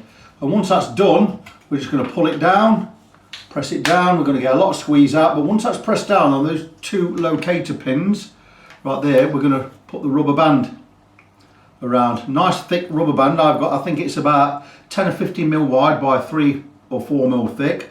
And we're going to wrap that around. That's going to basically stick, it's going to tighten the fingerboard to the neck itself, and we're going to get a really nice glue joint there. Now one thing we are going to have, we've got a little bit of an overlap there, so when it comes to everything being glued, and what I'm going to do is I'm going to have to scrape the side of the neck and basically reprofile the neck and bring it up to the edge of the fingerboard So I'm going to have to reshape basically this section, the C section here. It's something I've had to do on every one so far. It's just the way it is. So it's going to slightly, ever so slightly change the profile of a neck, but I think you'll agree it's a small compromise when we're going to end up with a perfectly straight neck on the guitar, like so. Show it from this side. Once that's all done, there may be a fair amount of fret leveling to do and reprofiling. That again in itself is something we've not priced in to the equation. There may be a little bit of an extra charge for that, but I am going to try and keep it to budget as much as I can. I've already gone over the allocated time, but I'm quite pleased to stick as close to the budget as possible. If I do go over, I'm not going to go over by more than £50, which I think is reasonable. I would have thought I've gone about I would have gone about four hours over on this whole job. I'm sure Jamie will be absolutely fine. It's already said if you go a little bit over, it's absolutely fine. I know what budget is working to. But end of the day, it's all about getting this as perfect as I can. And not only structurally, but also cosmetically. But the good thing about working an unpainted neck is cosmetically, we can get it absolutely bang on. It is not rocket science. It is not that difficult a job. What we need to do though is make sure that we have got everything down tight and we get it everything gapless, and we get the structure of a neck itself as perfect as we can. I am totally confident that we will get this more or less perfect. We certainly will get it up to over to 99% of how it should be, maybe even a little bit more. I'm quite confident that is maybe the tiniest twist, but I think that's going to be absolutely fine. I am going to do my best to get that twist out completely before I glue anything down. So while I look at that and prepare everything, you go away and I'll bring you back in once I have something more concrete to show you. But very confident that we will get this right. Top job. Before I apply any glue to any surface, I like to see where we are physically with the mating surfaces. And the fingerboard, I doubt would have been ever been flatter than it is right now. It is nice and level. There is a little bit of a kink, but we're going to be able to level that off absolutely no problem. So really pleased with how that's gone. We've put some score lines in there, some crosses, just to help the glue stick better. And the neck itself, okay, don't forget this tape will be removed. It's not going to be there when we glue the things together. It's going to be there while I put the glue on, because we're going to need to keep this channel clear of glue. Once the we're ready for making the two surfaces, we're going to peel all of this tape off. But as things are, I'm really quite happy with how flat that is. That certainly is very close to where we need it to be. I'm not going to alter any of the twist anywhere. I think a little bit of a twist at this end is probably an optical illusion. Maybe because I'm looking for it a little bit more because there was such a bad twist in it. So I'm going to press this side down, hold that, and come and have a look this side, and there's a tiny amount of curl just there, but it's nothing. It's almost immeasurable. So I am really pleased with how this straightening has gone. It's not going to cause us any problems. Really happy with that. So that's it, we are ready for gluing. I may show you the gluing process, I may not. If I don't show you the gluing process, I'm going to explain how it goes. I'm going to take some Titebond Original. We're going to place it on this surface and on this surface. We're going to give it a good spread, get it as evenly spread as we can. And what I'm going to do is I'm going to leave this surface. I'm going to do this surface first. And I'm going to leave this 5 minutes before I put anything on there. Then I'm going to do that one. That one we're going to leave wet. This one we're going to let go tacky. So I'm going to let this go tacky 5-10 minutes before I apply any glue to that. Once that's done with it tacky on here, I'm going to put the pins in, I'm going to remove the tape. We're going to get some wet glue on there, and we're going to put this on wet glue. This is going to have slightly tacky glue, this is going to have wet glue. So once we've got the pins in, we can get it on there. Any glue that comes off here into this channel is not going to be a problem, because the channel is covered. We do have a strip of maple down the centre of there. It's just I don't want big glops of glue going in where the truss rod anchors are. Anchor that side, adjuster this side. I want to keep this as dry as possible. I will, however, once this is all banded on and we've got its tension, I will every now and again be coming up with a truss rod adjuster, and I will be just trying the truss rod left and right just to make sure that everything is loose and nothing binds or nothing gets glued. It won't do. I've done this job twice before. I know what I'm doing. So I just want to explain that before I do it, just in case I don't actually film anything. But it's a very simple procedure. You can see how it works. Glue on this side, leave it 10 minutes, peel off the tape, drop in the pins, glue on this side, nice spread, leave it 5 minutes. Once that's done, I'm going to bring them over, we're going to mate the two sides and we're going to get it all clamped in by the means of big thick rubber bands. Will glue really well, won't have any problems, and I may show you a little bit of it. Okay, so there's probably a lot more glue on there than I'm going to need, but we're going to get squeeze out anyway, and it's better too much than not enough, I suppose. Just going to give a little bit more of a spread. Make sure we're wet everywhere, all the way down the edge. And I'm sure I've let it go just a little bit tacky, but only a little bit. I'm going to get that straight on there. I'm going to try.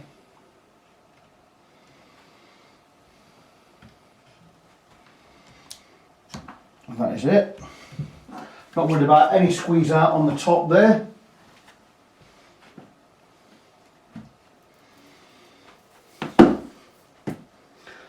I'm going to start rubber banding this up. Not sure which way I'm going to go with this, but I am going to go this way.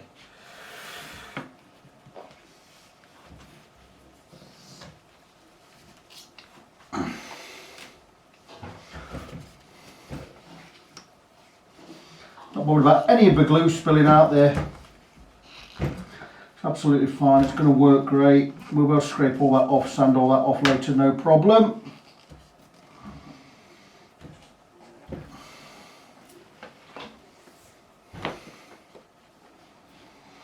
So good, I'm going to go back this way with this piece.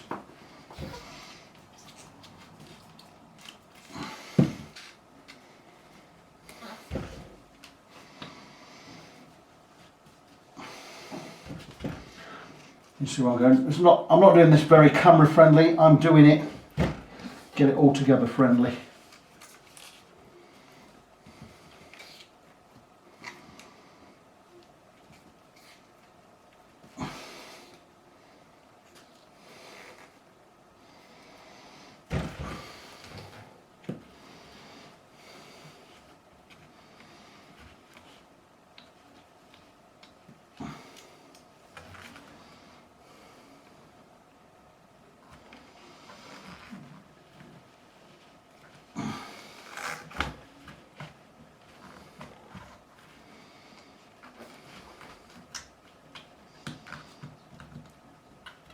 And that should hold that end. Got a little piece. Give myself a wipe.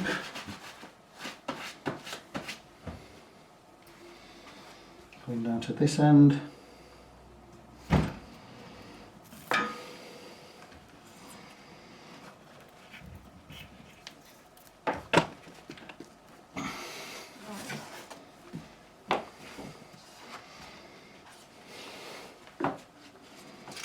Slightly stretching this rubber band as we come over and round.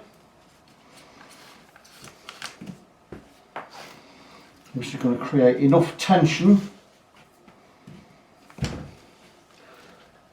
to bring the two surfaces together nice and strong.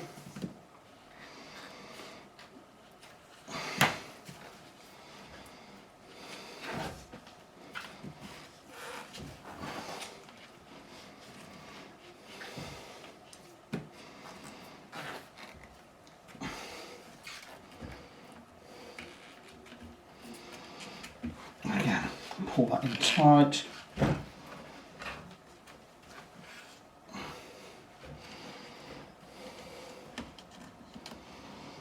Under there if we can. And that is going to be enough.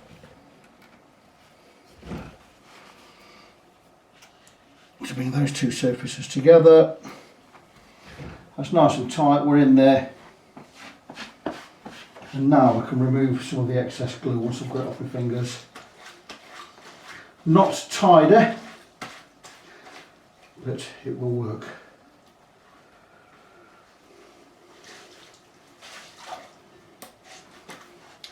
And there you go guys, so I'm going to tidy a bit of this up. Get as much of this glue out off as we can while we're here. Like I say, it's no big deal, this will come off easily later anyway.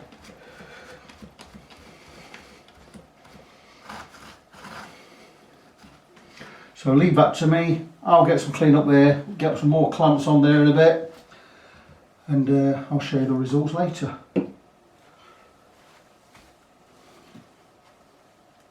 So guys, this jumbled mess of twisted metal and wood is it's a neck glued back together with rubber band wrapped all the way around and a few strategically placed clamps just to hold everything where I need it to hold. I'm going to give this 24 hours, so I'm just going to move it out of the way. Once that's done, we're going to come back, we're going to take the clamps off, we're going to remove all this rubber band, clean all that down, and we're going to proceed to, well, we're going to see how it's all glued. I'm sure it'll be absolutely fine, there's no reason for it not to be. I still have the guide pins in there, one at that end, one at that end, so the fingerboard is exactly where it needs to be on the neck. And if we're happy that everything's glued alright, once I've took all these clamps and everything off, we're going to scrape all the edges down, we're going to reshape the neck, and we're going to get it all prepared to go back, or ready to go back on the guitar. So I've skipped on a little bit guys. Once we've got it all glued up, we unclamped everything. I've still got the 2 marker pins in this neck, but what I'm going to be doing in a minute is I'm removing all of the excess glue. And there's only one way to do that, and that is to scrape it. But let's remove these pins. There's one. So we know we've got the neck, the fingerboard lined up on the neck correctly. It's glued really well. You've got to ignore, the best you can, ignore this guitar here. I've got another guitar on the bench. In fact, I'll tell you what, I'll make it easier. Let's get this old towel I use for gluing. I'll put it on, and I'll get this one, there you go, get that covered up, and you're not going to see that. Now you can just concentrate on this neck. So, you'll see in various areas there's all glue, excess glue that's squeezed out. Now, I'm going to remove that. What have I done with my scraper? Just had it a second ago. Here it is. We're just going to come straight down the sides. I'm going to remove this glue. I'll probably better put it off this way to show the camera. But it scrapes off really quite easily. We've got to sand all of this anyway, so even if we put scratches in the side, it's not going to matter. But look, it comes off really, really easily. Look.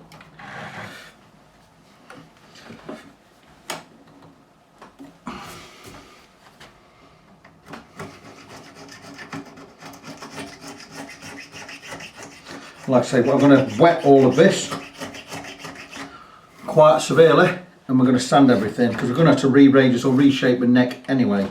This is where all the squeeze out was of the glue. So it's just a matter of scraping the excess off, like so. We'll get some moisture on there in a bit. And you can see it's coming up pretty well. Coming off pretty easily.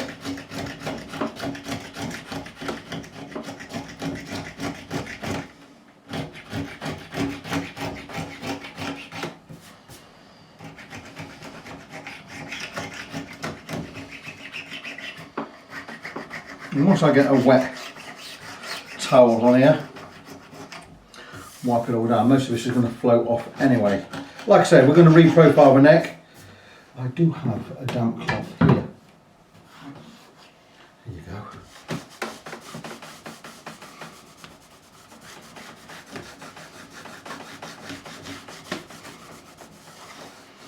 And that is not that bad. A little bit more scraping to do on this side.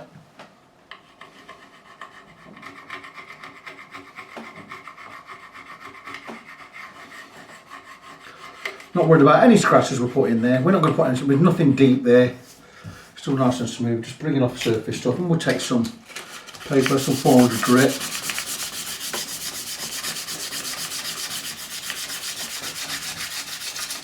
And I'll give this a good soak in later.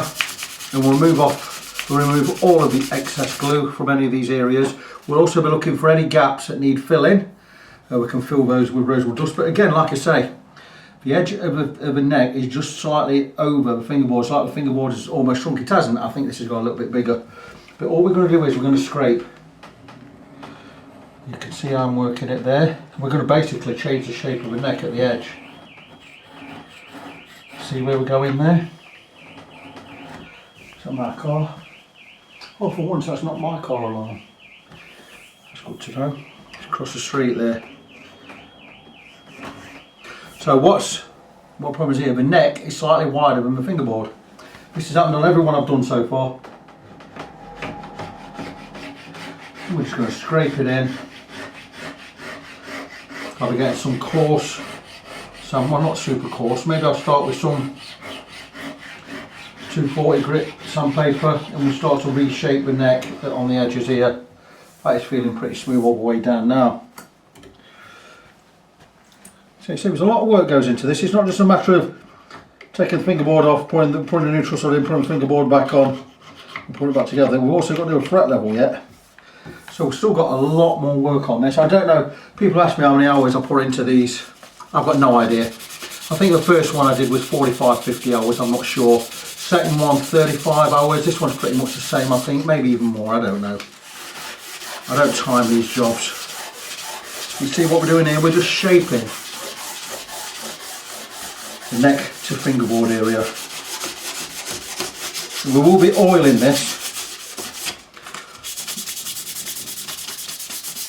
to get some shine back into the wood there. You see how it's working there? Looks beautiful.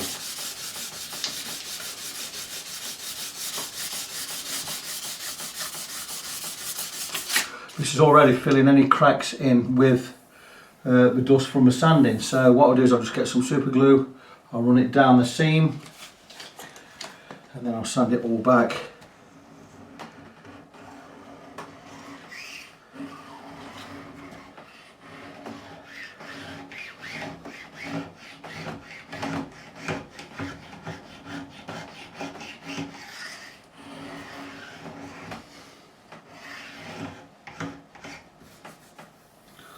That feels pretty good.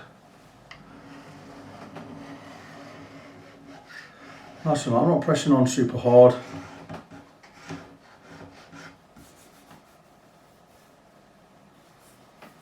That feels pretty good, I'm liking this.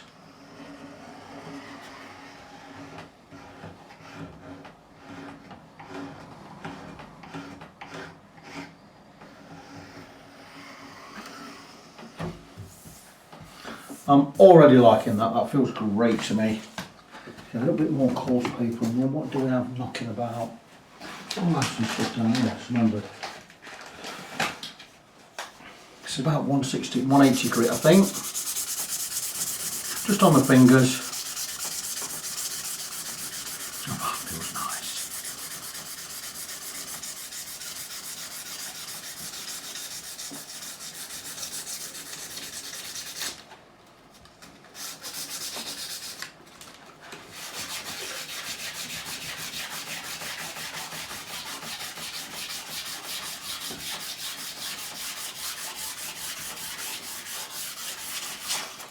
So you see how this is working.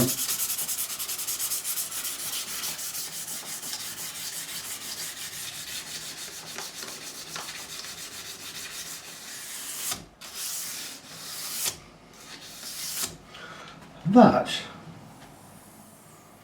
be pretty much it. What I'm going to do is I'm going to get some coarse grit. There's still a tiny overlap here. I'm going to get some coarser sandpaper. I'm going to smooth this all off. I'm going to go finer and finer until I've got this feeling really smooth. It will take me a while. But that is looking pretty good on that side. I've got the other side to do yet as well. So you're getting to see how it's going to look once it's been oiled up and everything. Sneak preview. Look at that, that is looking and feeling quite nice. Not perfect yet. There's still a little bit of an overlap. Need to go with some more coarse sandpaper and keep getting finer and finer so it smooths out. I don't want to get that, it's just feeling a little bit wider on there. But anyway, you see how I'm going to be doing this.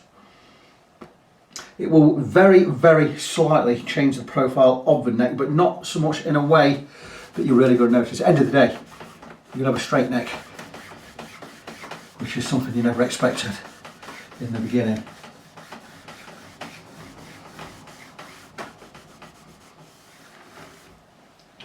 I'm just going to have a look here.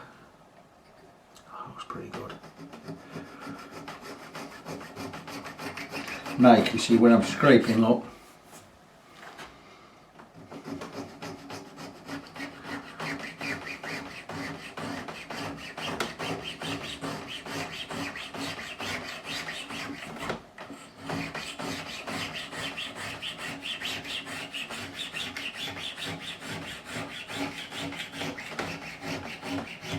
So any overlap we've got, we're now getting rid of. You see that?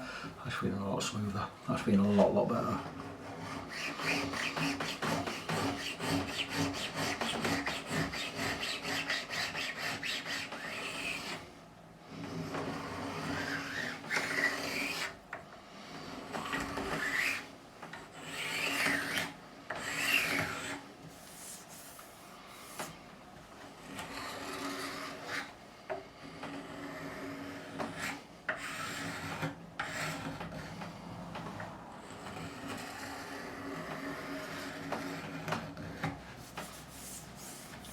That's beautiful. That's beautiful. So plenty of sandpaper now.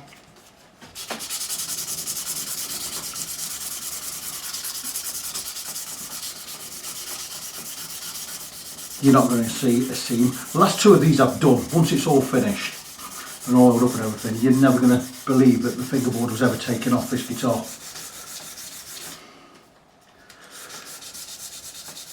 As you can see, quite a bit of rubbing.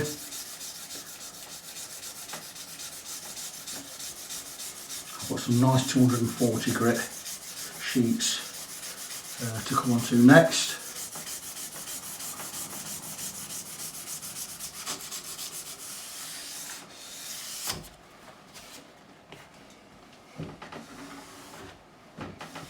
Let me have a look down the line. You see that's looking beautiful.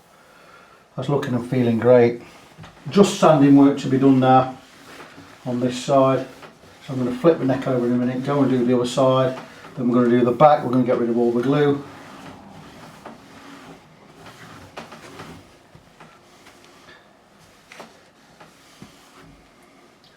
I think you get the idea.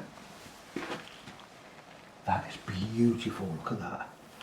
A lot more sanding to do down this end. I've just been doing it quick just to show you how I'm doing it. That seam looks fantastic down there.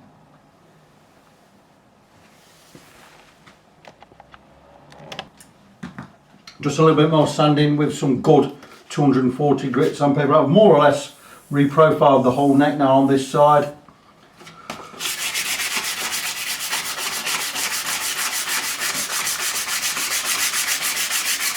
It will find its own contour.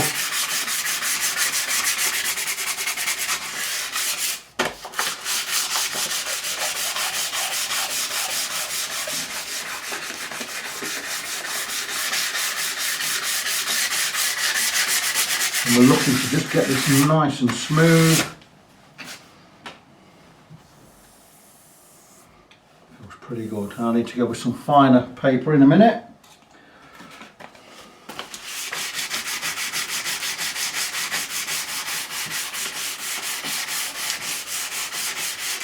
This is 120 grit. I'm going to go with some 400 in a moment.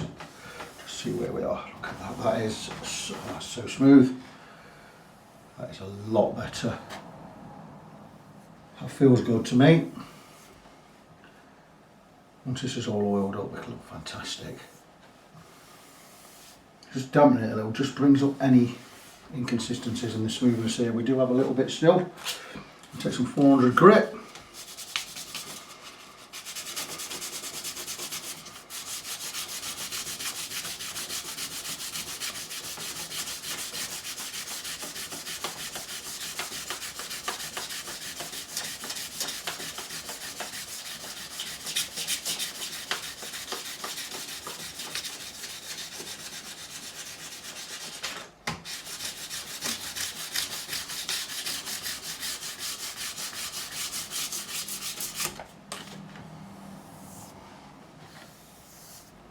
Oh, it's feeling nice and smooth. I'm liking that. Oh, it's beautiful. Just going to take some mineral oil, just squirt a bit of mineral oil on there just to show you how we're going to finish it. I'm going to just basically spray it into my fingers. Oh, I'll try to, I'll mess my fingers. But look at this. Just a little thin coating of oil there. And now we're looking, that feels super smooth. That is beautiful. So there you go, nice, clean, straight edge, nothing sticking out. That, my friends, is that side done. You liking that? I am loving it.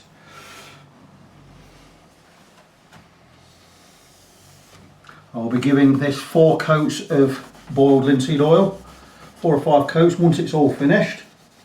Plenty to go yet, we've still got to get it up, back up on the jig, just get it straight. It was a 1 degree twist.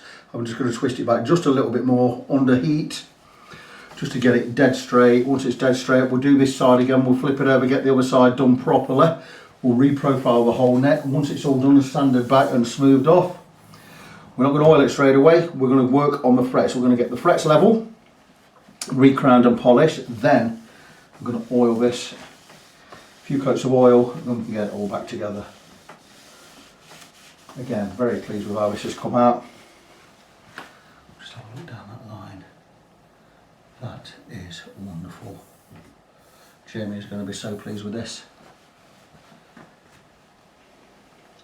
So I'm doing the other side now, and again it's just a matter of feeling where there's an overlap, taking your scraper, trying to follow this line here. So we're just going to keep it even all the way down and just scrape, and do the same again, just following the line, and we're pretty much there with this. I've already been doing a bit of work off camera. I've already done the far side or the other side. And it's just what we're doing is we're trying to just keep that consistent curve there, and that's pretty close. I've been scraping, sanding, as you do, just trying to get so it just, I can't feel anything untoward anywhere. Still scraping, nice and gentle.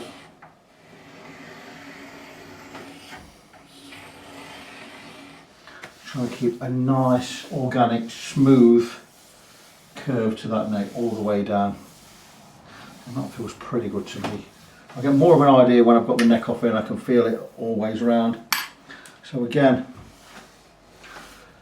you already saw me do the far side underneath.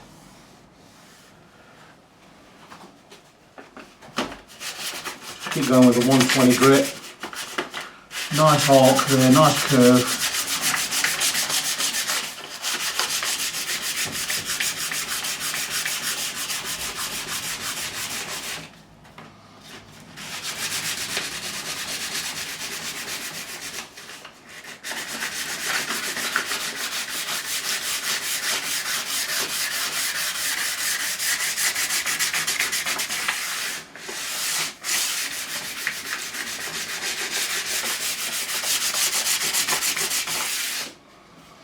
Feeling pretty good.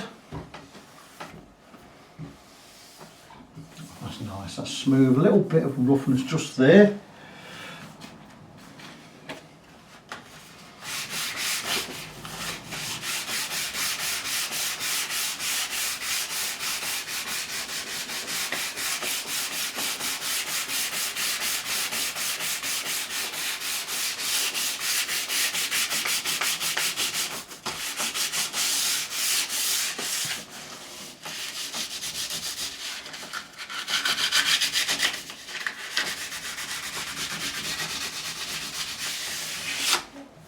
And that feels really, really nice. It's my wife just coming in the back there. She doesn't know I'm videoing, so that's okay. But there you go, that's it. I'm going to smooth off with some 400 grit in a moment. I'll do a little bit more scraping just to do here.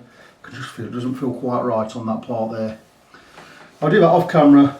I'll smooth it all off with some 400 grit. I'll give it a light, very light coating of oil. Once that's done, we're going to take this out. We're going to finish off the back. Moving back over to the main bench. We're far from done yet. I've still got glue to remove from the back of the neck and the top of the neck, the fingerboard. I've got to remove glue, excess glue from here, but I just want to show you the two seams or the two sealed edges that I've just done over there on the other bench.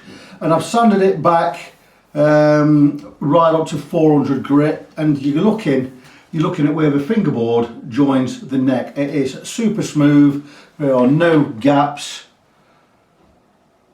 So you're looking at this joint here, where the darker wood meets the lighter wood. And I'll bring it a little bit close.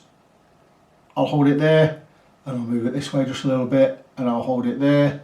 That's one side done. We're going to come to this side again. You're looking at this joint here. Absolutely no gaps. Pause it there, have a look.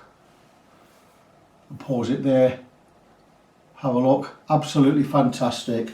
Really super smooth. I do have a nice feel to the neck along the length. It doesn't feel untoward, it doesn't feel peculiar. It feels lovely and straight. We've got kept that nice C-shape or the D-shape curve there. It seems to be uniform along the length. Really pleased with that. Like I say, now I've got to remove all the glue from the back. All I'm going to do with this is I'm not going to scrape this. I'm going to wet the back of the neck, and then I'm going to lightly scrape it. It'll come off really easily, but I'm going to sand the whole lot again. We're going to start with 240 grit, going to sand all of the neck, finish off with some 400 grit, then we're going to move on to this side. I'm going to scrape all the glue off there, we're going to get the neck dead straight, set in the jig, and we're going to level the frets. Once the frets have all been levelled, recrowned and polished, we're going to come back, we're going to oil the neck. 4 or 5 coats of boiled linseed oil. Still many more hours to go on this yet. I have no idea how long these jobs take. I don't time them. I would say anything from 40, say 35 to 60 hours on a job like this. You know, sometimes on big jobs like this is not a complaint, don't get me wrong, this is not a complaint at all, but sometimes on big jobs like this I barely make, if I make minimum wage, sometimes I don't. It depends, you know, but I don't time them. There's no money in doing jobs like this. If you want to make money being a guitar tech, you're going to be doing setups every day. If you're doing a setup for 50 quid and you can do easily 4 in a 6-hour shift, that's 200 quid a day. I could do that. I've never done more than 3 setups in a day, ever. And I'm not really bothered about that. I love doing these jobs because these are the jobs that earn your respect. I am so proud of this one. There is not a gap anywhere down there. That is beautiful. I'm not saying I've surprised myself, because I haven't, because this is the 3rd one of these I've done and I know what I'm doing with these. But that, my friends, is stunning. Not beautiful, stunning. I do have the neck more or less straight, there's still a little bit of backbone in there. I'm not going to get rid of that, but we're going to straighten that on the truss rod. We've got lots of adjustment on the truss rod, but there still is a very tiny twist down to this corner. I'm going to get it on my jig. I'm going to get some more heat in the top of here, and we're just going to knock that twist back a little bit. I'm just going to over twist it by about 1 degree that way. So I'm going to over twist it that way, get some heat in there, let it cool down overnight, and tomorrow I'll take the clamps off and it should spring back and it should be perfectly straight. I would so get away with that. That'll be not a problem at all. It isn't going to bend again. But I don't like to get away with stuff. I like to get it as straight as I can. So I'm going to still get a little bit more of that twist out of there. And anyway, you'll be coming on that journey with me also. So leave it with me. I'll update again later. Just one more small job before I knock off for the evening, and that is just to get rid of the excess glue on the fingerboard. It's the only area where I've not got rid of the glue, and it's just, it comes off really easy. It's Titebond. Great thing with Titebond is if it's not between 2 mated surfaces, it's really easy to remove. So all we're doing is, I've already done some of this, we're just going this way, and if it's any near the edge of the frets, like so, we just scrape it off, and it comes off pretty easily. So I've done up to, I think I've done up to here. And I'm not too bothered about the tops of the frets because I will be I'll be levelling the frets anyway. But if you really want to, you can come across the top and just scrape one way. We're going to be redoing those fret tops again anyway. I like to go just that way really. Remove anything close, but what I'm going to do is I'm going to be wetting this fingerboard anyway once I've got it back on the jig, Just get a little bit of damp in there because we're going to be having this again. We're going to actually put another small twist in this end of the neck again, just about 1.5 degrees this way, just to make sure there's still a little bend, slight deviation that way. And I'll get that as straight as I can. So what we're going to do is we're going to set my neck dead straight on the jig with the truss rod loose. I'm not going to try and force it into straightness by straightening it then tightening the truss rod. We're going to get it straight as we can with no tension on the truss rod at all. And anything else we need to do we can do on the truss rod. Scraping tops of the frets to remove any glue if there's any there. I will be taking a radius beam across these frets anyway, going the whole length of the neck, because our perfect level is going to be across the fret tops.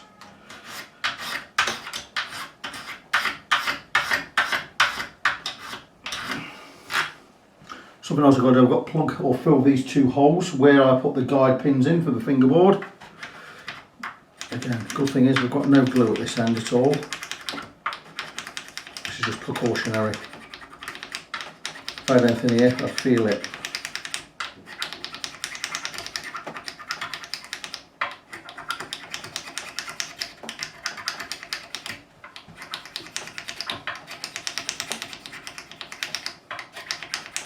Any excess glue that's on the edges of the frets, we're going to get off when we actually polish the frets. So again, no surface is going to be left untouched on this neck.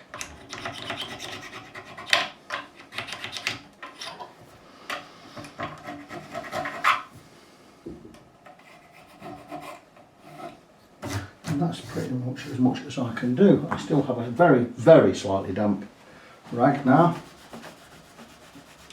And this will help me to see any more glue that's on the fingerboard. I think we are clean.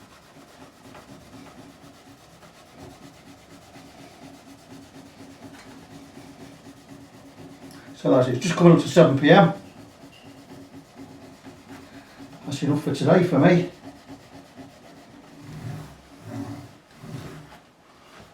I can still see bits of glue on the edges of the frets. We are going to get that out when we polish them later after levelling. So no rush to get those things done. You'll be seeing everything else I do on this neck. A bit of dampness in there just to see if there's any more glue. I can see a little bit of glue there. There you go, that's away. If it hasn't darkened with the moisture, then it's glue. I think we are good. And yes, we are good. So that's all the glue off the fingerboard. Pretty easy, not a difficult job. This feels beautiful down the edge now. And this is what I mean about getting the feel of the neck. And that feels good to me. That feels consistent all the way down the length, nice and smooth. A tiny little bit of a bump there, we'll get rid of that. Very, very tiny. I dare say if you're not me, you're not going to feel that, but you never know. That feels really good. So the job is going really quite well. I will not be happy until I've got this twist completely out. Let's have a look. There's nothing in that. There is the tiniest little dip just on this corner. I'm going to go slightly over to about there. With heat on the jig. We'll let it cool naturally, sit overnight. We'll do this tomorrow, we'll let it sit over Friday night till Saturday afternoon, till I finish my shift Saturday afternoon. And when it's cooled overnight we'll come back and this will be almost as perfectly or as straight as I can get it. I've had the base on the neck jig all afternoon. We had it perfectly straight with the bars underneath all clamped in.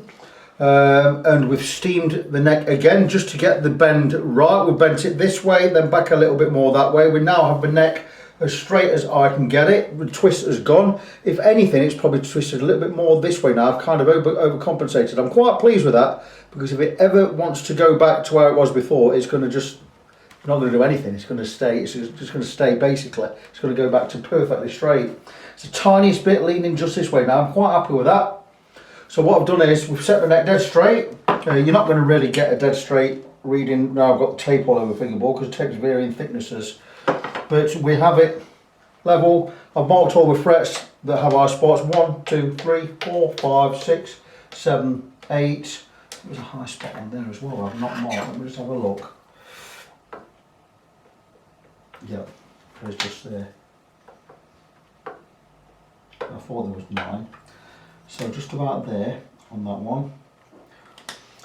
This is a 20-inch radius fingerboard. I don't have a 20-inch radius block, so I'm going to just go with a straight diamond file, perfectly straight, from Chris Allsop on eBay UK. And all I'm going to do is I'm going to level all the ones with high spots, then we're going to go across the whole lot with a levelling beam. I'm just going to, I don't want to be removing too much material from any frets around anyway, so the green ones, I don't want to be removing too much green. We are going to, I mean it's still going to go, but I want to be left with a little bit on there, so I'm going to mark every other one in green around the frets we're levelling, just so we don't take too much off. I mean, we are going to cut into the ones next to them as well. Just go a bit there, a bit there. Don't really have to do anything at this end because all these are level at this end. But we'll colour them in anyway. So basically I'm going to go one on one. This one is high all the way across, so we're just going to take the file and we're going to concentrate on this one fret. Once we stop getting so much resistance, we know we've got that fret level. Now this is a good file. I believe it's a probably quarter. Is it a quarter? It's a file. It's 300 grit diamond file, precision ground level. I'm just going to check the height of that fret.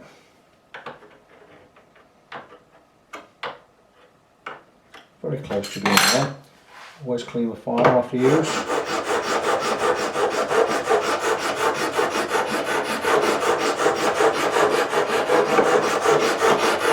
I don't need to get it perfectly level with this, I just want to get it close. That's close enough, it's level. Like that. Moving on to the next one, which is this one over here.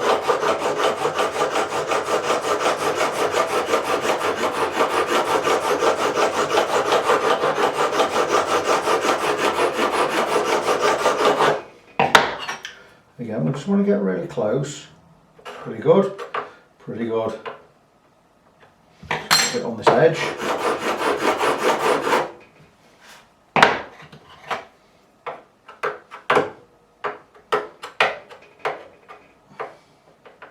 High on that edge. We'll do a couple at a time now, so I'm going to go across.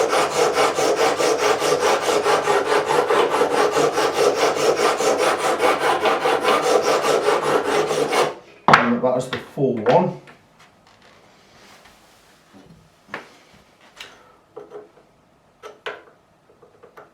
Just on that 4 edge there. A bit there.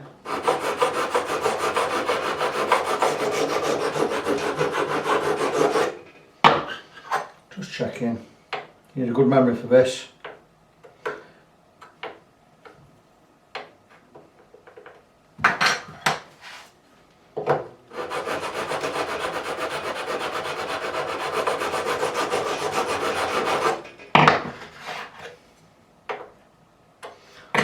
Good.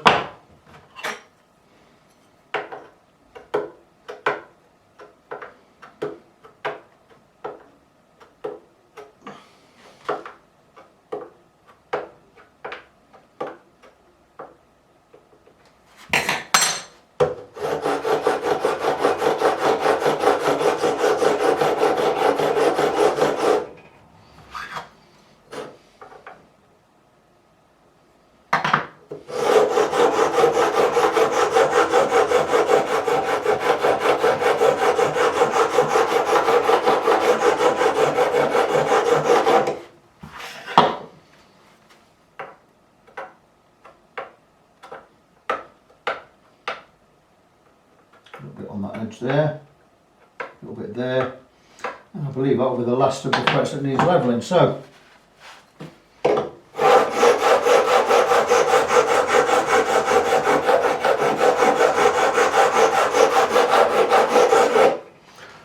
that is the fret levelled. What we are going to do is we're going to level all of them with one levelling beam.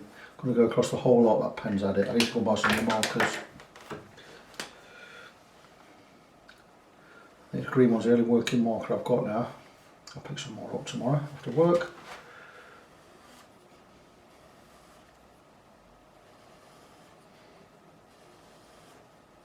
And what we're looking to do with these now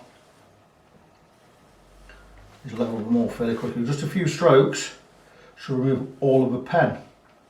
If it removes all of the pen off all of the frets, we know we have the frets level along the length of the whole neck. That's ideally what we're looking for. Because once we've got them level, we can recrown them and get to polishing them. This is a job in itself. Just for levelling and recrowning frets, I normally charge 75 quid just for that job alone.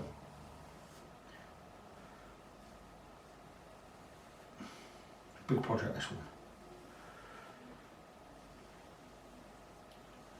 You're not going to earn money doing these jobs. You're going to have 50 hours in this job.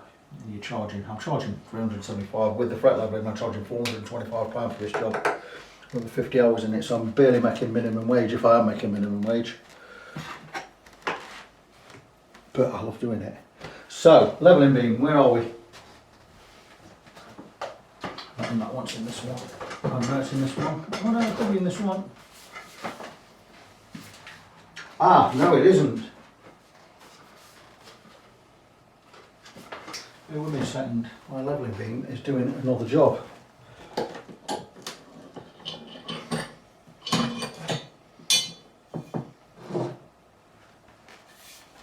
There it is. Levelling beam with well used sandpaper on there, 240 grit. And we're just going to go up a few strokes.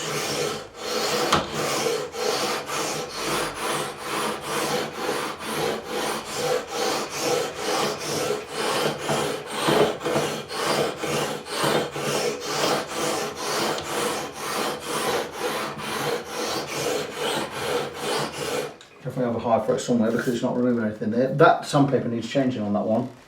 I'm basically going to stick this one back where it was. I'm going to use my new levelling beam, slightly thinner, GMI.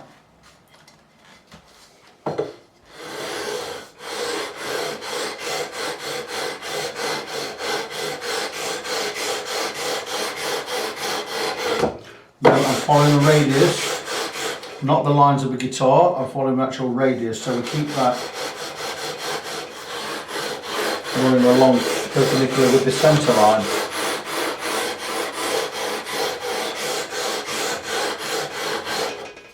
I just want to check this one fret here because that is not touching there.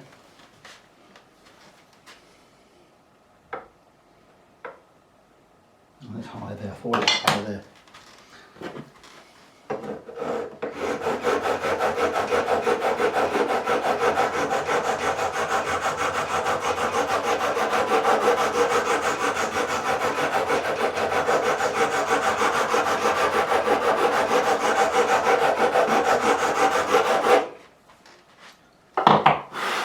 I think we'll find that we are there with those, so we're going to go again one more time with pen.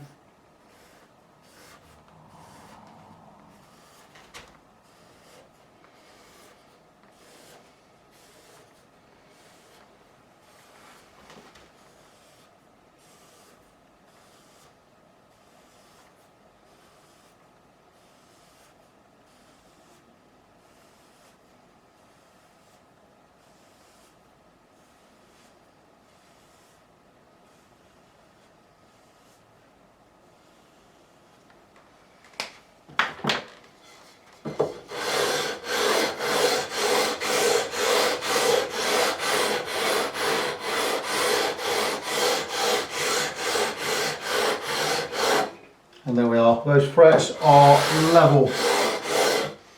Finish off with some 320 grit just to remove some of the scratches.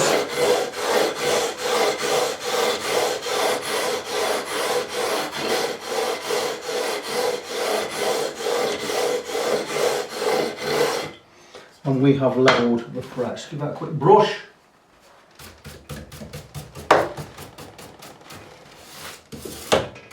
So these are all going to need recrowning. I'll explain more about that in a short while. Just check the frets.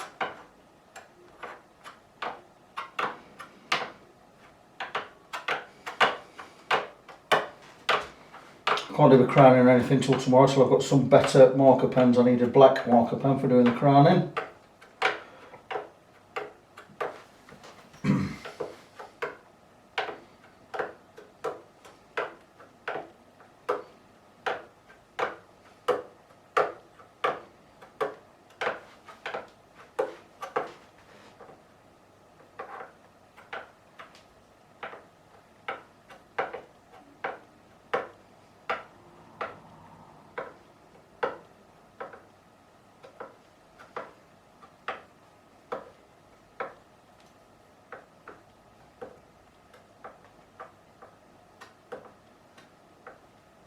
And that's it. The frets are now level, so we have a straight neck with level frets. The job really is a good one. We're going to get on with the crowning these frets tomorrow. I can't do anything till tomorrow, so I've got a better marker pen, so I'll crack on and get this done tomorrow afternoon.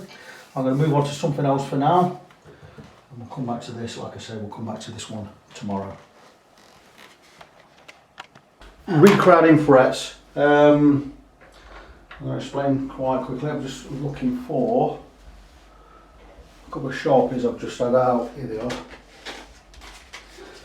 And my wife was picking up some Sharpies for marking the frets, and they're fine. I didn't want fine ones, but I had to make do. So what we're going to do is we'll just colour top of the frets. And what we're looking to do is, where the frets are now flat, we're going to put that crown back in, and we need a thin line down the centre where the string is going to meet the fret, and we want it to be around about 1/2 mm wide. Right, in short, I'm going to explain really quickly because I want to crack on with this because it's a lot of man hours are going into this. I'm going to be using my StewMac Z file.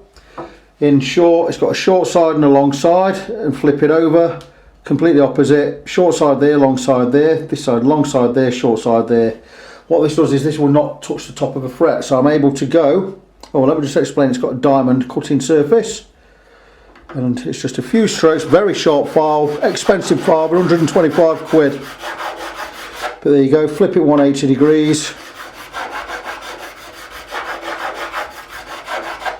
And there's a nice thin black line down the centre. I'm going to clean the file. I want that to be about 1/2 mm wide, so I'm going to go again. And you see it's not cutting the top, so we're not losing any height, but it was a nice thin black line down the centre. Once we've got the line to where I want it to be, we're going to clean it up. We're going to use a profiling file. This has already got a groove cut in. And it's just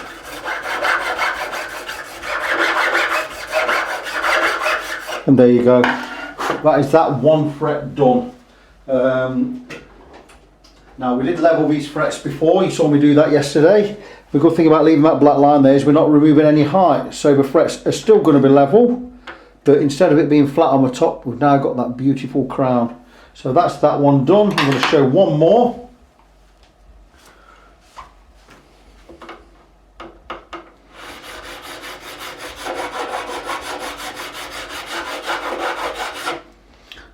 Degrees.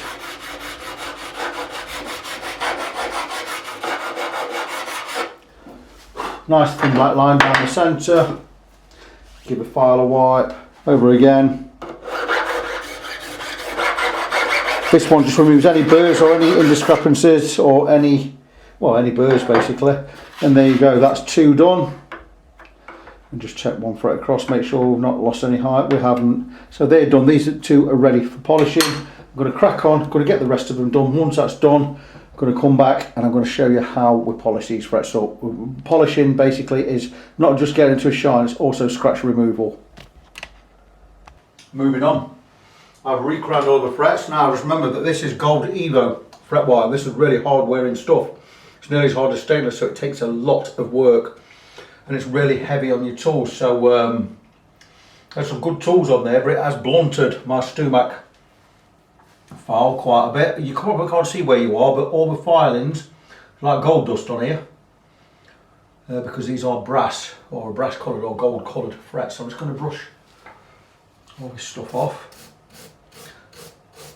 and we're going to polish these now. Still got the thin black lines down the centre of these frets, but I used permanent markers. So the only way we're going to get them off is using abrasives or using sandpaper. And I've got some sandpaper here. I'm going to go with 6 different grits. We've got 200 grit through, well, 800 through to 2000. So I'll take you through the grits in a moment. But before I do this, I'm going to go over the frets with some 400 grit. The 6 grits I have here are in this order: 800, 1000, 1200, hang about, no, 600, 800, 1000, 1200, 1500, 2000, are written on the back there. But before I do that, I'd like to go over the top with a little bit of 400 grit, the most coarse of the grits I am using. I've got a little square of it there, and this will remove all of the marker. And don't forget the scratches are all this way, we're going to polish that way.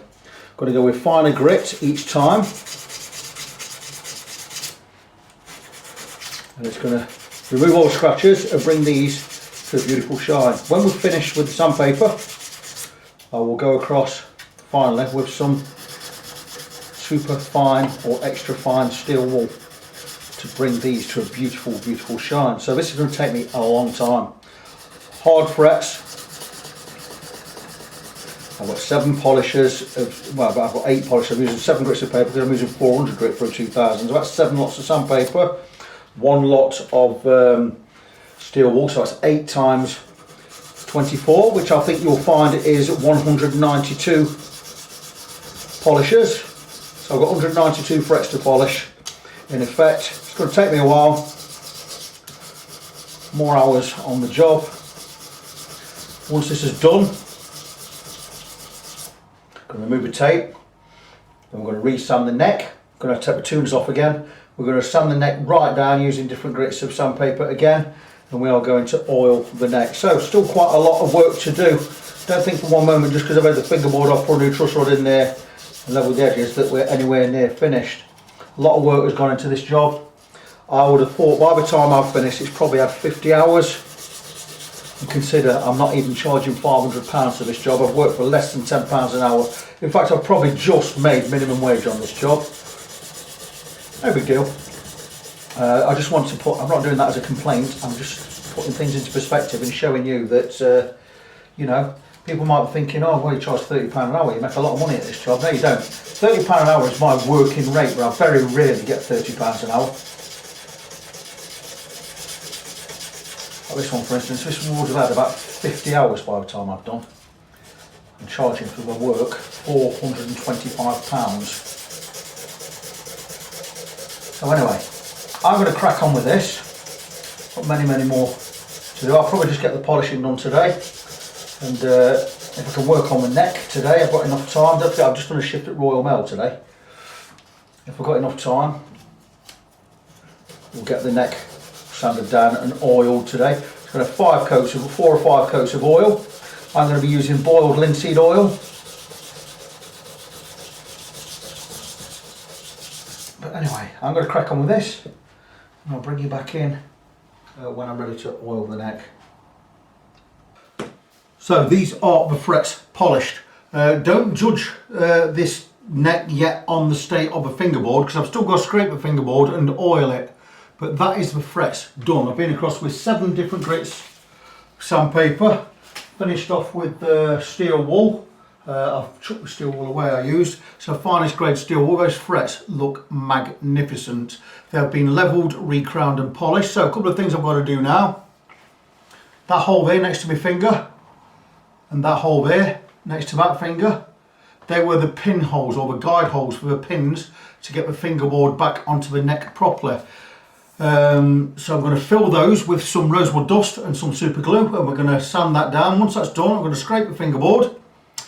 I'm not going to oil the fingerboard straight away, because what I need to do is just get these edges perfect. So I need to sand the neck a little bit more, get the profile right, get the sides right. So I'm going to start with some, I'll probably give it a go with some 240 grit, maybe a bit of 120, I don't know, 120, 240, and some 400 grit to finish off, just to get this profile and contour of the neck absolutely right. It does feel good, but I want it feeling perfect. Just make sure there's no overlap anywhere. The neck is still ever so slightly wider than the fingerboard in this area here.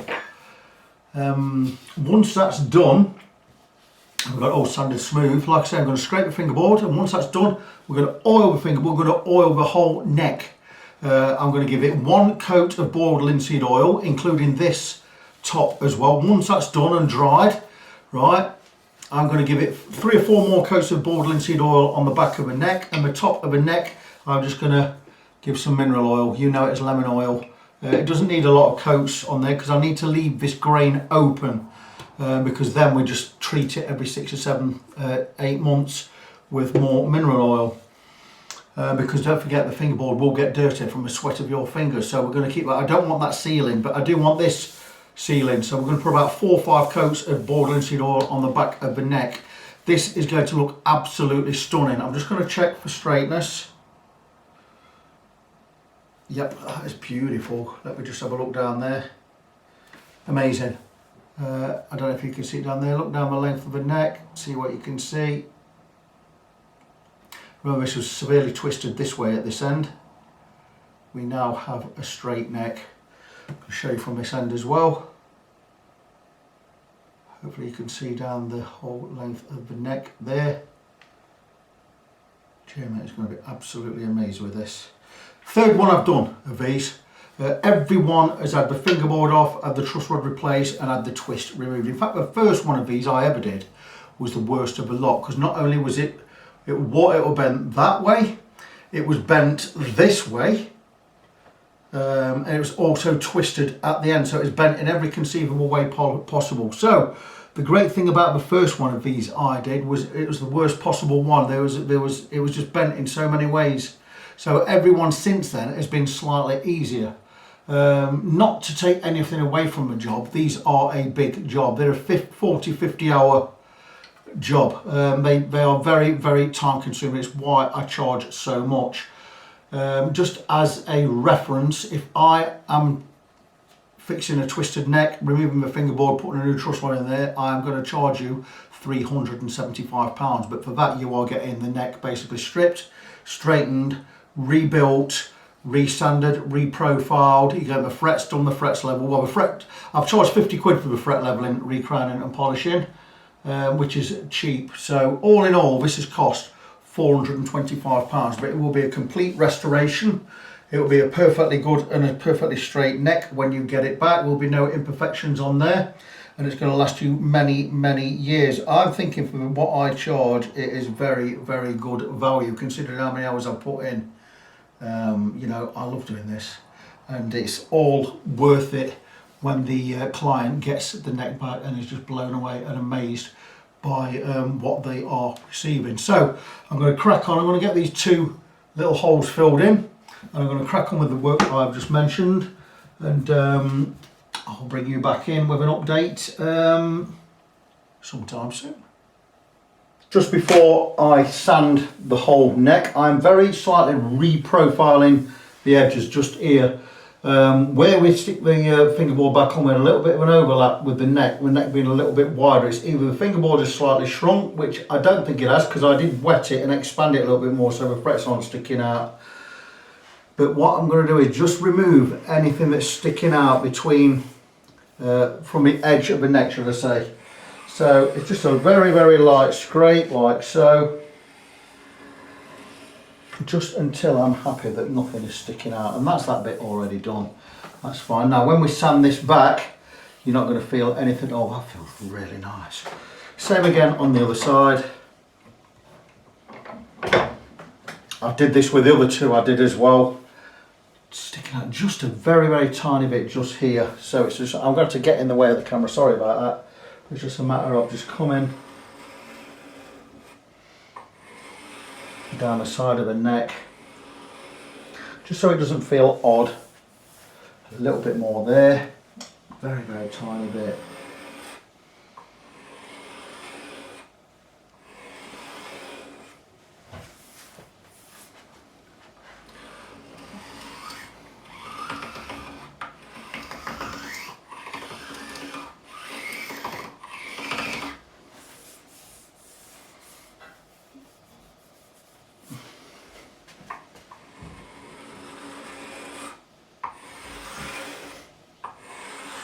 Now I'm going to get some 240 grit sandpaper in a minute, and we're just going to smooth all this off. So that feels a lot better.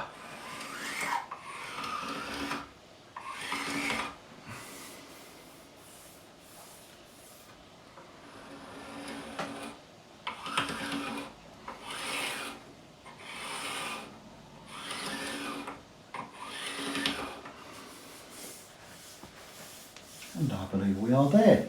So I'm going to grab some 240 grit, I'm going to sand the whole neck at the back.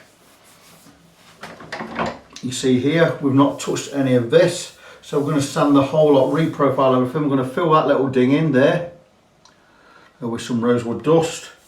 Going to sand it all back, and we're going to start applying some oil. I'm also going to scrape the fingerboard, and we're going to oil the fingerboard. 1 coat of boiled linseed oil on the fingerboard. Probably 3 or 4, maybe even 5 coats on the neck itself. So I've decided to go with just some 240 grit, like so. Just a matter of just smoothing it all off.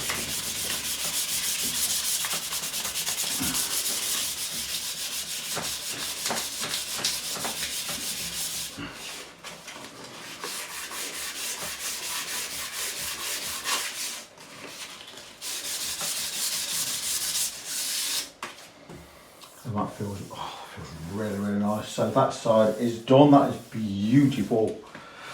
Again, same on this side.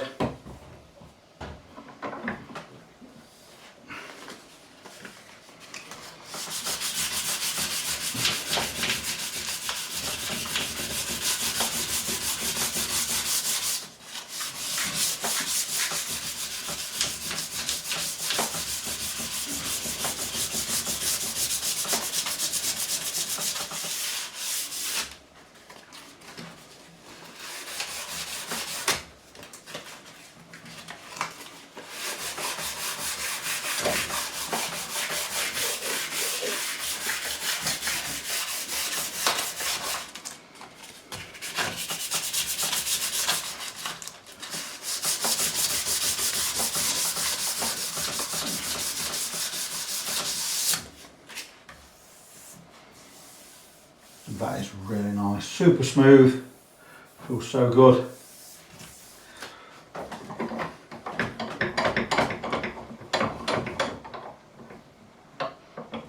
Hopefully we can just get on the back there.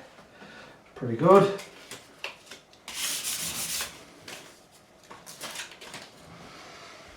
Bear with me a second.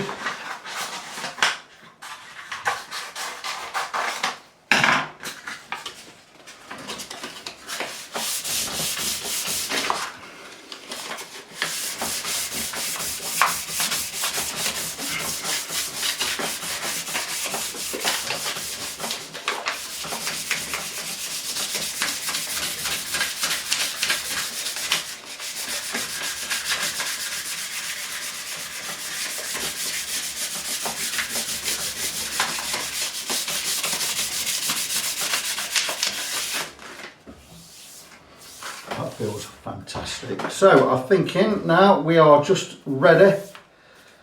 Just like giving some coats of oil. That feels beautiful. So there you go. Nice straight neck, sanded, ready for oil. Just going to fill that little ding in there. And got these 2 little holes to fill in, as I mentioned earlier, where the pin guides were. And that's it, we're going to crack on. Back soon. Right, we're going to fill this guide hole here using some, I have a bag of, well, it's rosewood and alder dust mixed. I've had this bag for years, keep adding to it. There you go. some of this dust, wood dust, is from a 1964 Rose Morris 330 series Rickenbacker, a real one, real Rickenbacker from 1964. Guitar I restored, I think it was in 2015 I restored the guitar, one of the first big projects I did. But anyway, we're going to stick some of that dust in the hole, we're going to pack it in there.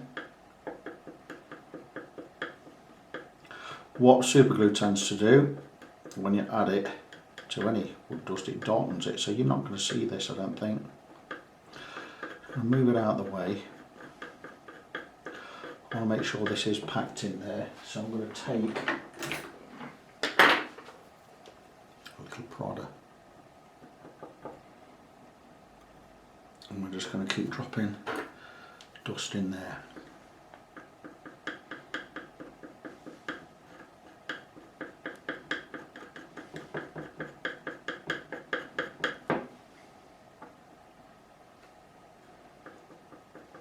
Because we're not putting it, we're filling it.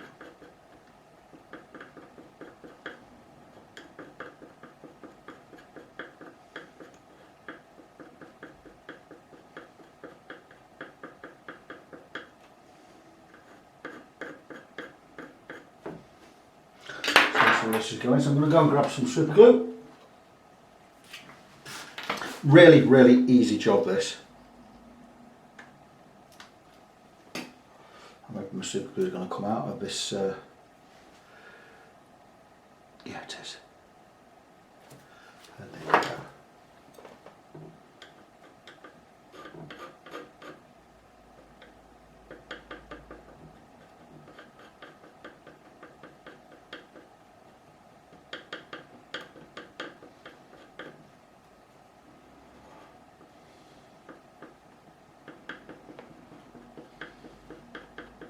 What I never want to do at the other end of the guitar.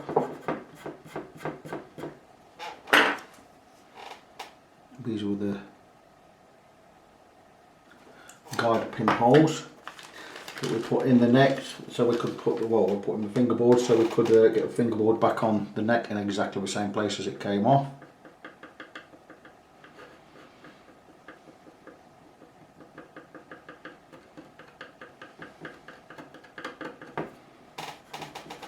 I think we are there. Don't worry about anything we've got on the frets, we can get that off in a little while, hopefully without scratching the fret.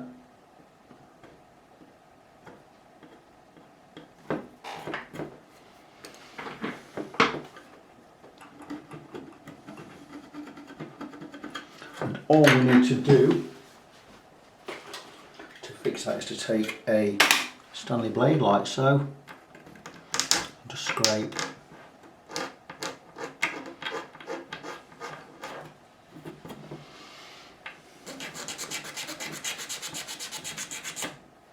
And there we are.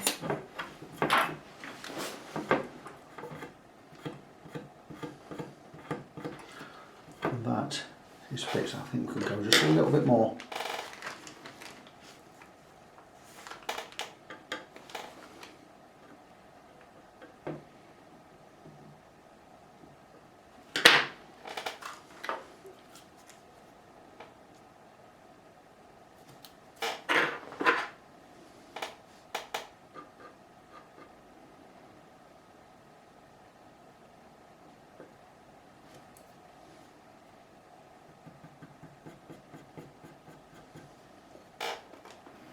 Of course, this is where I get most of it on my fingers. Yep, always sets to fingers, no problem. I'm now sanding my finger, but there you go. That is fixed. I've got one to do the other end, which I'm going to do off camera. Once this is done, I'll be scraping the whole fingerboard before I oil it.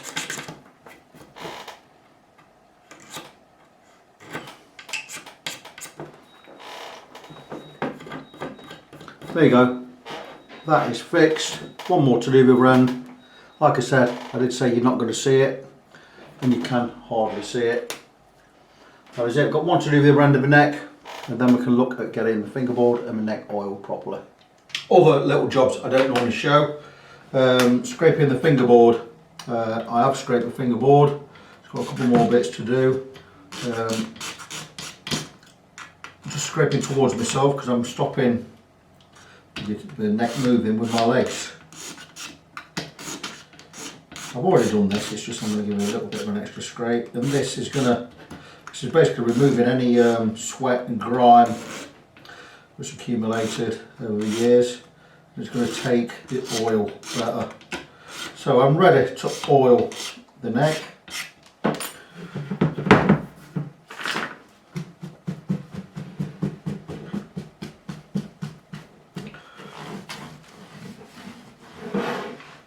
Just check a couple of areas.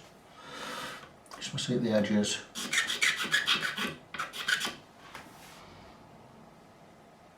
That looks pretty good. I'm not going to go with linseed oil, boiled linseed oil on the top or on the fingerboard. I'm just going to go with mineral oil. You know it is lemon oil. It's not lemon oil, it's mineral oil with lemon, a bit of lemon essence in there to make it smell nice. And this is the stuff. I'm going to give it a shake and a spray. I'm going to work it in with my fingers. Like so.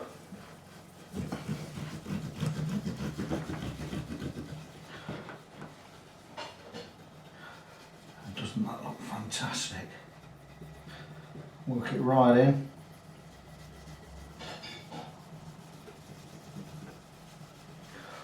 The frets have been levelled, crowned and polished.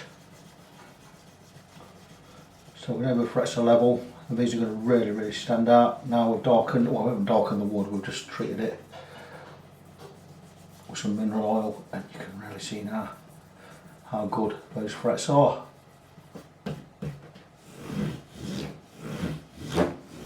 Let that soak in 5 to 10 minutes. Once that's done, I'm going to turn the neck over and I'm going to apply a few coats of boiled linseed oil, give it a good shake. This is going to coat the wood, seal it in some respects, darken it and make it look fantastic. So I'm going to crack on with that. I'll put a new coat of this on about, it takes about 30 minutes to dry, so I'll put a new coat on every 40 minutes or so till we get to about 4, maybe 3, 4, 5 coats. I'm probably thinking 4 coats will be good. Good thing about oil, especially with oil I've got on my fingers, I can use as a cleaner on the headstock here.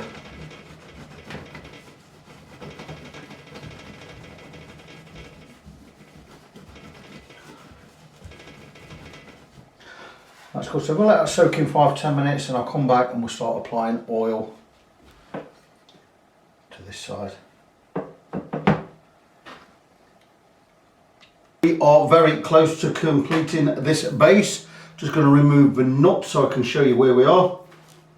All the tape is off the guitar, the neck is back on the guitar.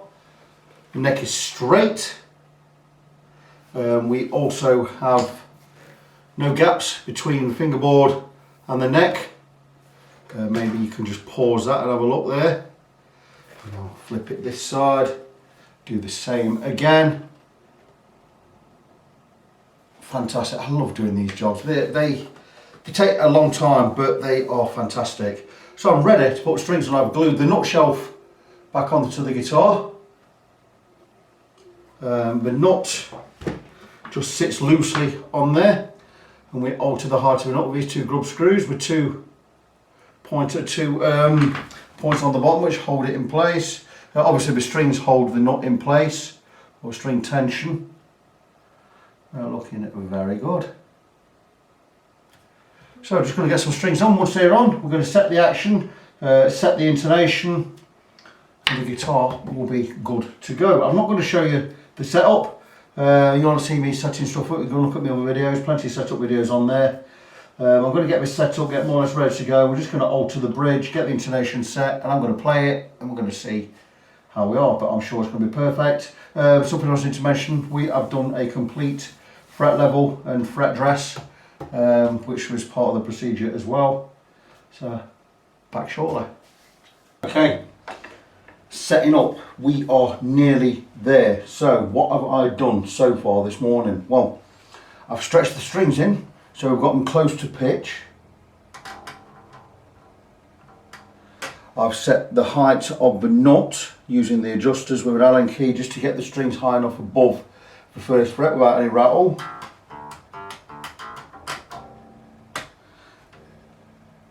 Bit sharp there. I've set the neck, I've straightened the neck to within, I've got 0.3 millimeters of relief under the 5th fret. So we have adjusted the truss rod to get there, that's perfect. I've set my knot to more or less where I want it. What I do need to do now though is set the height at the 12th fret. That's the gap between the bottom of the string and the top of the fret. Each side I'm going to go for probably 2.5 millimeters on the thinnest string. And about 2.75, get them to 3 millimeters on the fattest string. I also need to set the radius on the bridge at this end and move these saddles forwards or backwards to get the intonation right. So that is what I am going to do. Once that's done, I will come back and show you where we are and we can get this video wrapped up. So after checking the two outside strings, I'm happy where they both are. This one above the 12th fret we have a gap of 2.75 millimeters. Is it yeah, just about 2.75, and this side we have just over 2 millimeters. I'm quite happy with those actions there. Quite happy with the knot action as well. Could probably go a little bit lower on the bass side. I do have an Allen key somewhere. The truss rod adjuster on this, by the way, is 5mm. I like to use a T-bar. Just works a lot better. What we're going to do is we're just going to lower the knot this side. So we're going to keep tuning the bass in. You can do a lot of it by eye.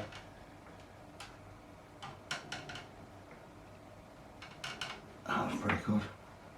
That was pretty good.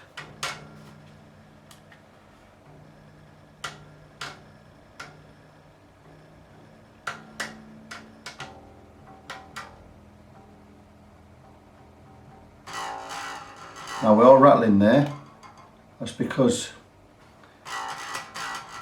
it seems to be a little bit flat on the radius. So we are going to bring up. That's okay. Now you might be thinking, how do we fix this rattle here on the middle string? Do we bring the knot higher? Well, yes, we could do that, but we could also check the radius at this end. Maybe the radius is too flat. We need the radius here to match the radius here, and I'm thinking we're too low on these strings at this end. So what we're going to do is we're going to take radius gauge, like so. We're going to check the radius at the neck. 20-inch radius, so we're going to go and check the strings on top of the radius gauge, and we can see that these 3 middle strings are all too low. So what we're going to do is we're going to bring them higher. What's that Allen key again? How do I do that? Okay. You guys are thinking, yeah, we just saw you put it there on the video. Don't you remember? And I'm going, no, I don't remember. So let me go find the Allen key. There, look. How's that? So what we're going to do, we're not going to set the intonation yet. We're just going to bring these to the height they need to be at. And yes, you're absolutely right. We should loosen the string we're working on so we don't snap it.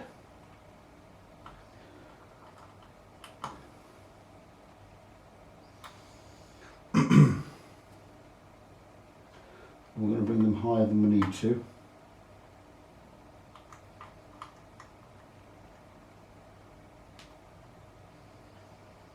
Just to get them set. Once it's set, we can start looking at the intonation. Now, I checked the intonation last night and it was pretty close. We've got a couple that are a little bit sharp, so we need to move that way a bit further away. Well, this adjuster is not very nice. Is it seized? Seems to have seized a little.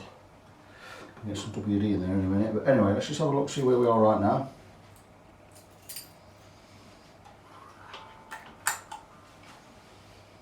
Okay, we certainly are better.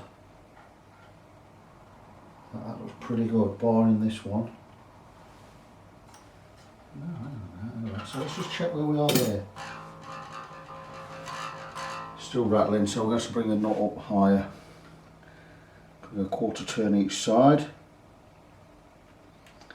until we get rid of that rattle.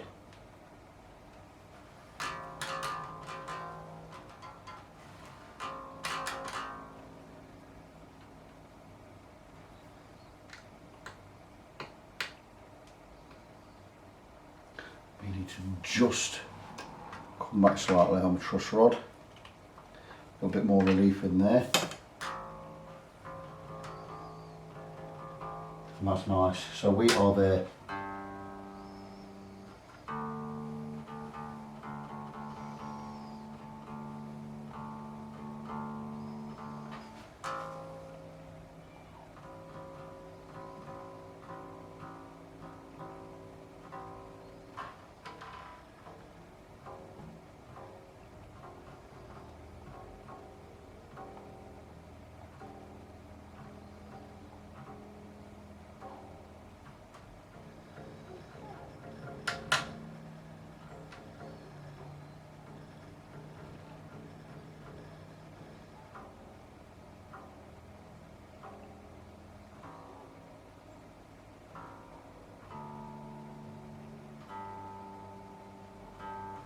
So we're in tune, we've got the saddle set to the correct radius, quite happy with all of that. Now we just need to check the intonation. Open G.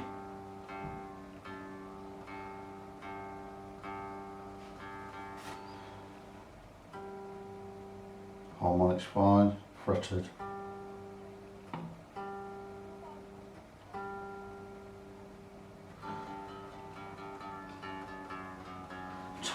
Tiny bit sharp. Now if it's sharp, at the 12th fret, we move the saddle. As I look at it from this angle, I'll move it to the right. Good thing about that is if it's sharp, you move right. Sharp has 5 letters, right has 5 letters. So we know if the note was flat, 4 letters, we'd move it left 4 letters. It's the way I've always remembered it. If the note's sharp at the 12th, we go to the right. If the note is flat at the 12th, we go to the left. 5 letters versus 4 letters. So we are sharp, so we need to move the saddle to the right or to lengthen the scale. So I'm going to grab a screwdriver, this one should be fine. Couple of small turns, bring back to pitch.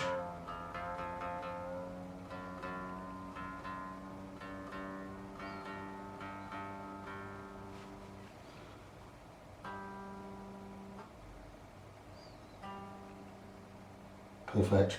Down to the B string, the D string.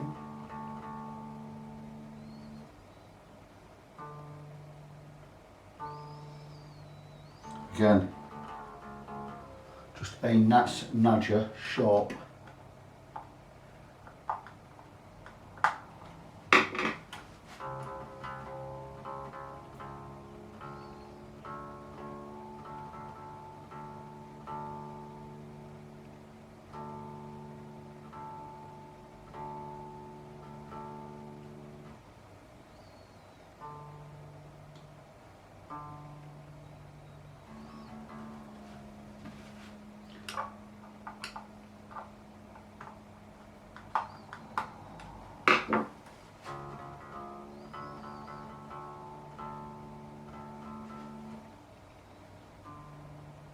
Perfect.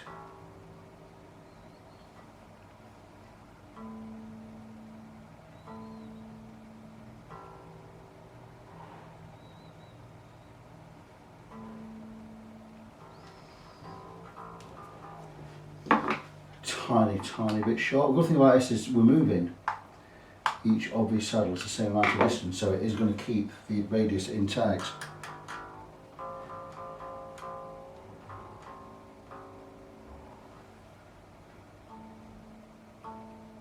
Perfect.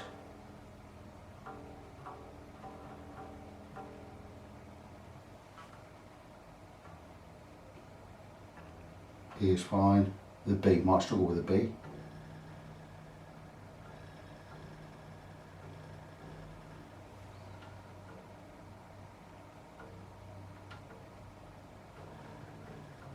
It's quite a bit short, so we're going to come quite a bit back with this B. That should be plenty.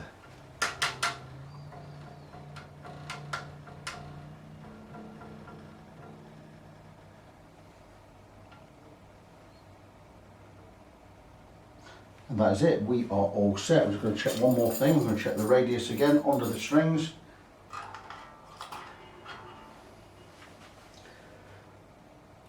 A string is high, but the rest of them are bang on. So just need to drop that A string just a little. Not the A string, sorry, the E string.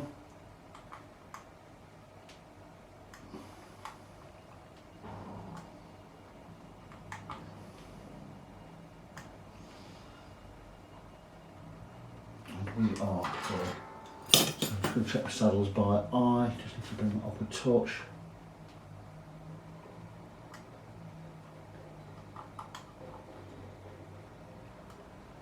And I'm liking where we are with that. So that is it. That is the bass set up.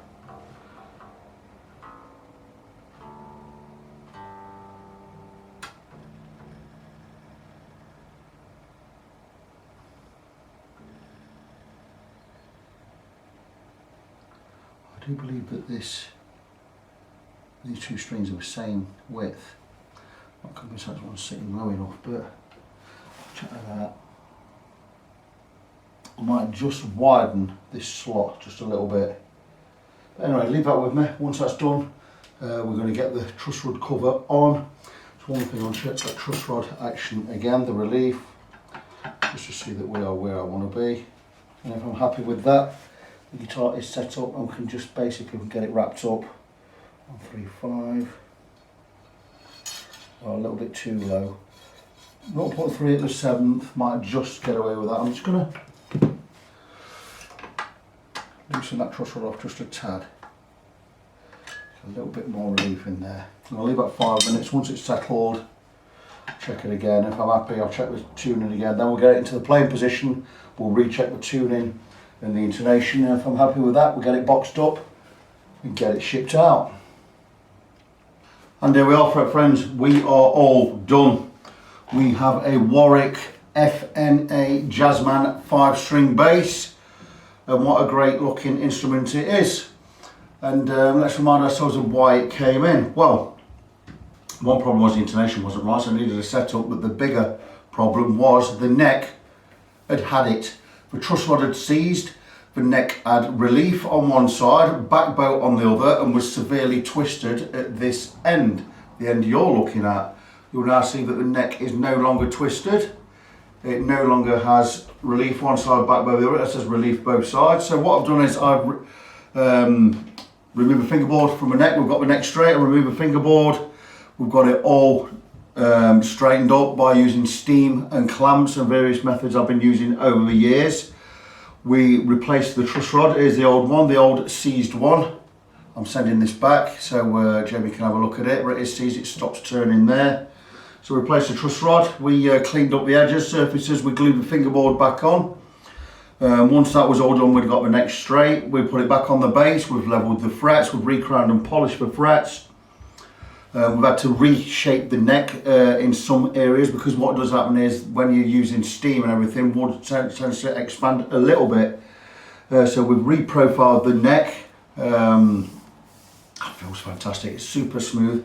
I guarantee you will not see, you will never know that that's been taken apart. You can't see the joint. This is the third one of these I've done, and the third one that's come out perfect like this. Absolutely stunning job. You will never know that that fingerboard's been off this guitar unless I tell you it has. It's just beautiful. So that is it. It is done. I've set it up. One little thing of concern here. I do believe these two bass strings, the B and the E, are both the same thickness. That needs to be changed. But anyway, after that, what more can I say about it? The guitar is set up. One thing I did do, I changed the battery in there. Like a Wally, last night I left the jack plugged in, so it's drained the battery. I put a brand new battery in there.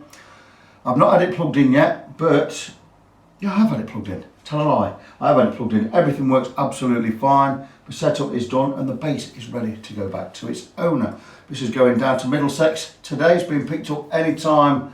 Now it's not quite 8 AM yet, so any time in the next 9, 10, 11 hours it should be being picked up, and it should get back with its owner sometime tomorrow. So Warwick FNA Jazzman 5-string bass, all done. I know the owner of this bass is going to be absolutely ecstatic when he gets it back.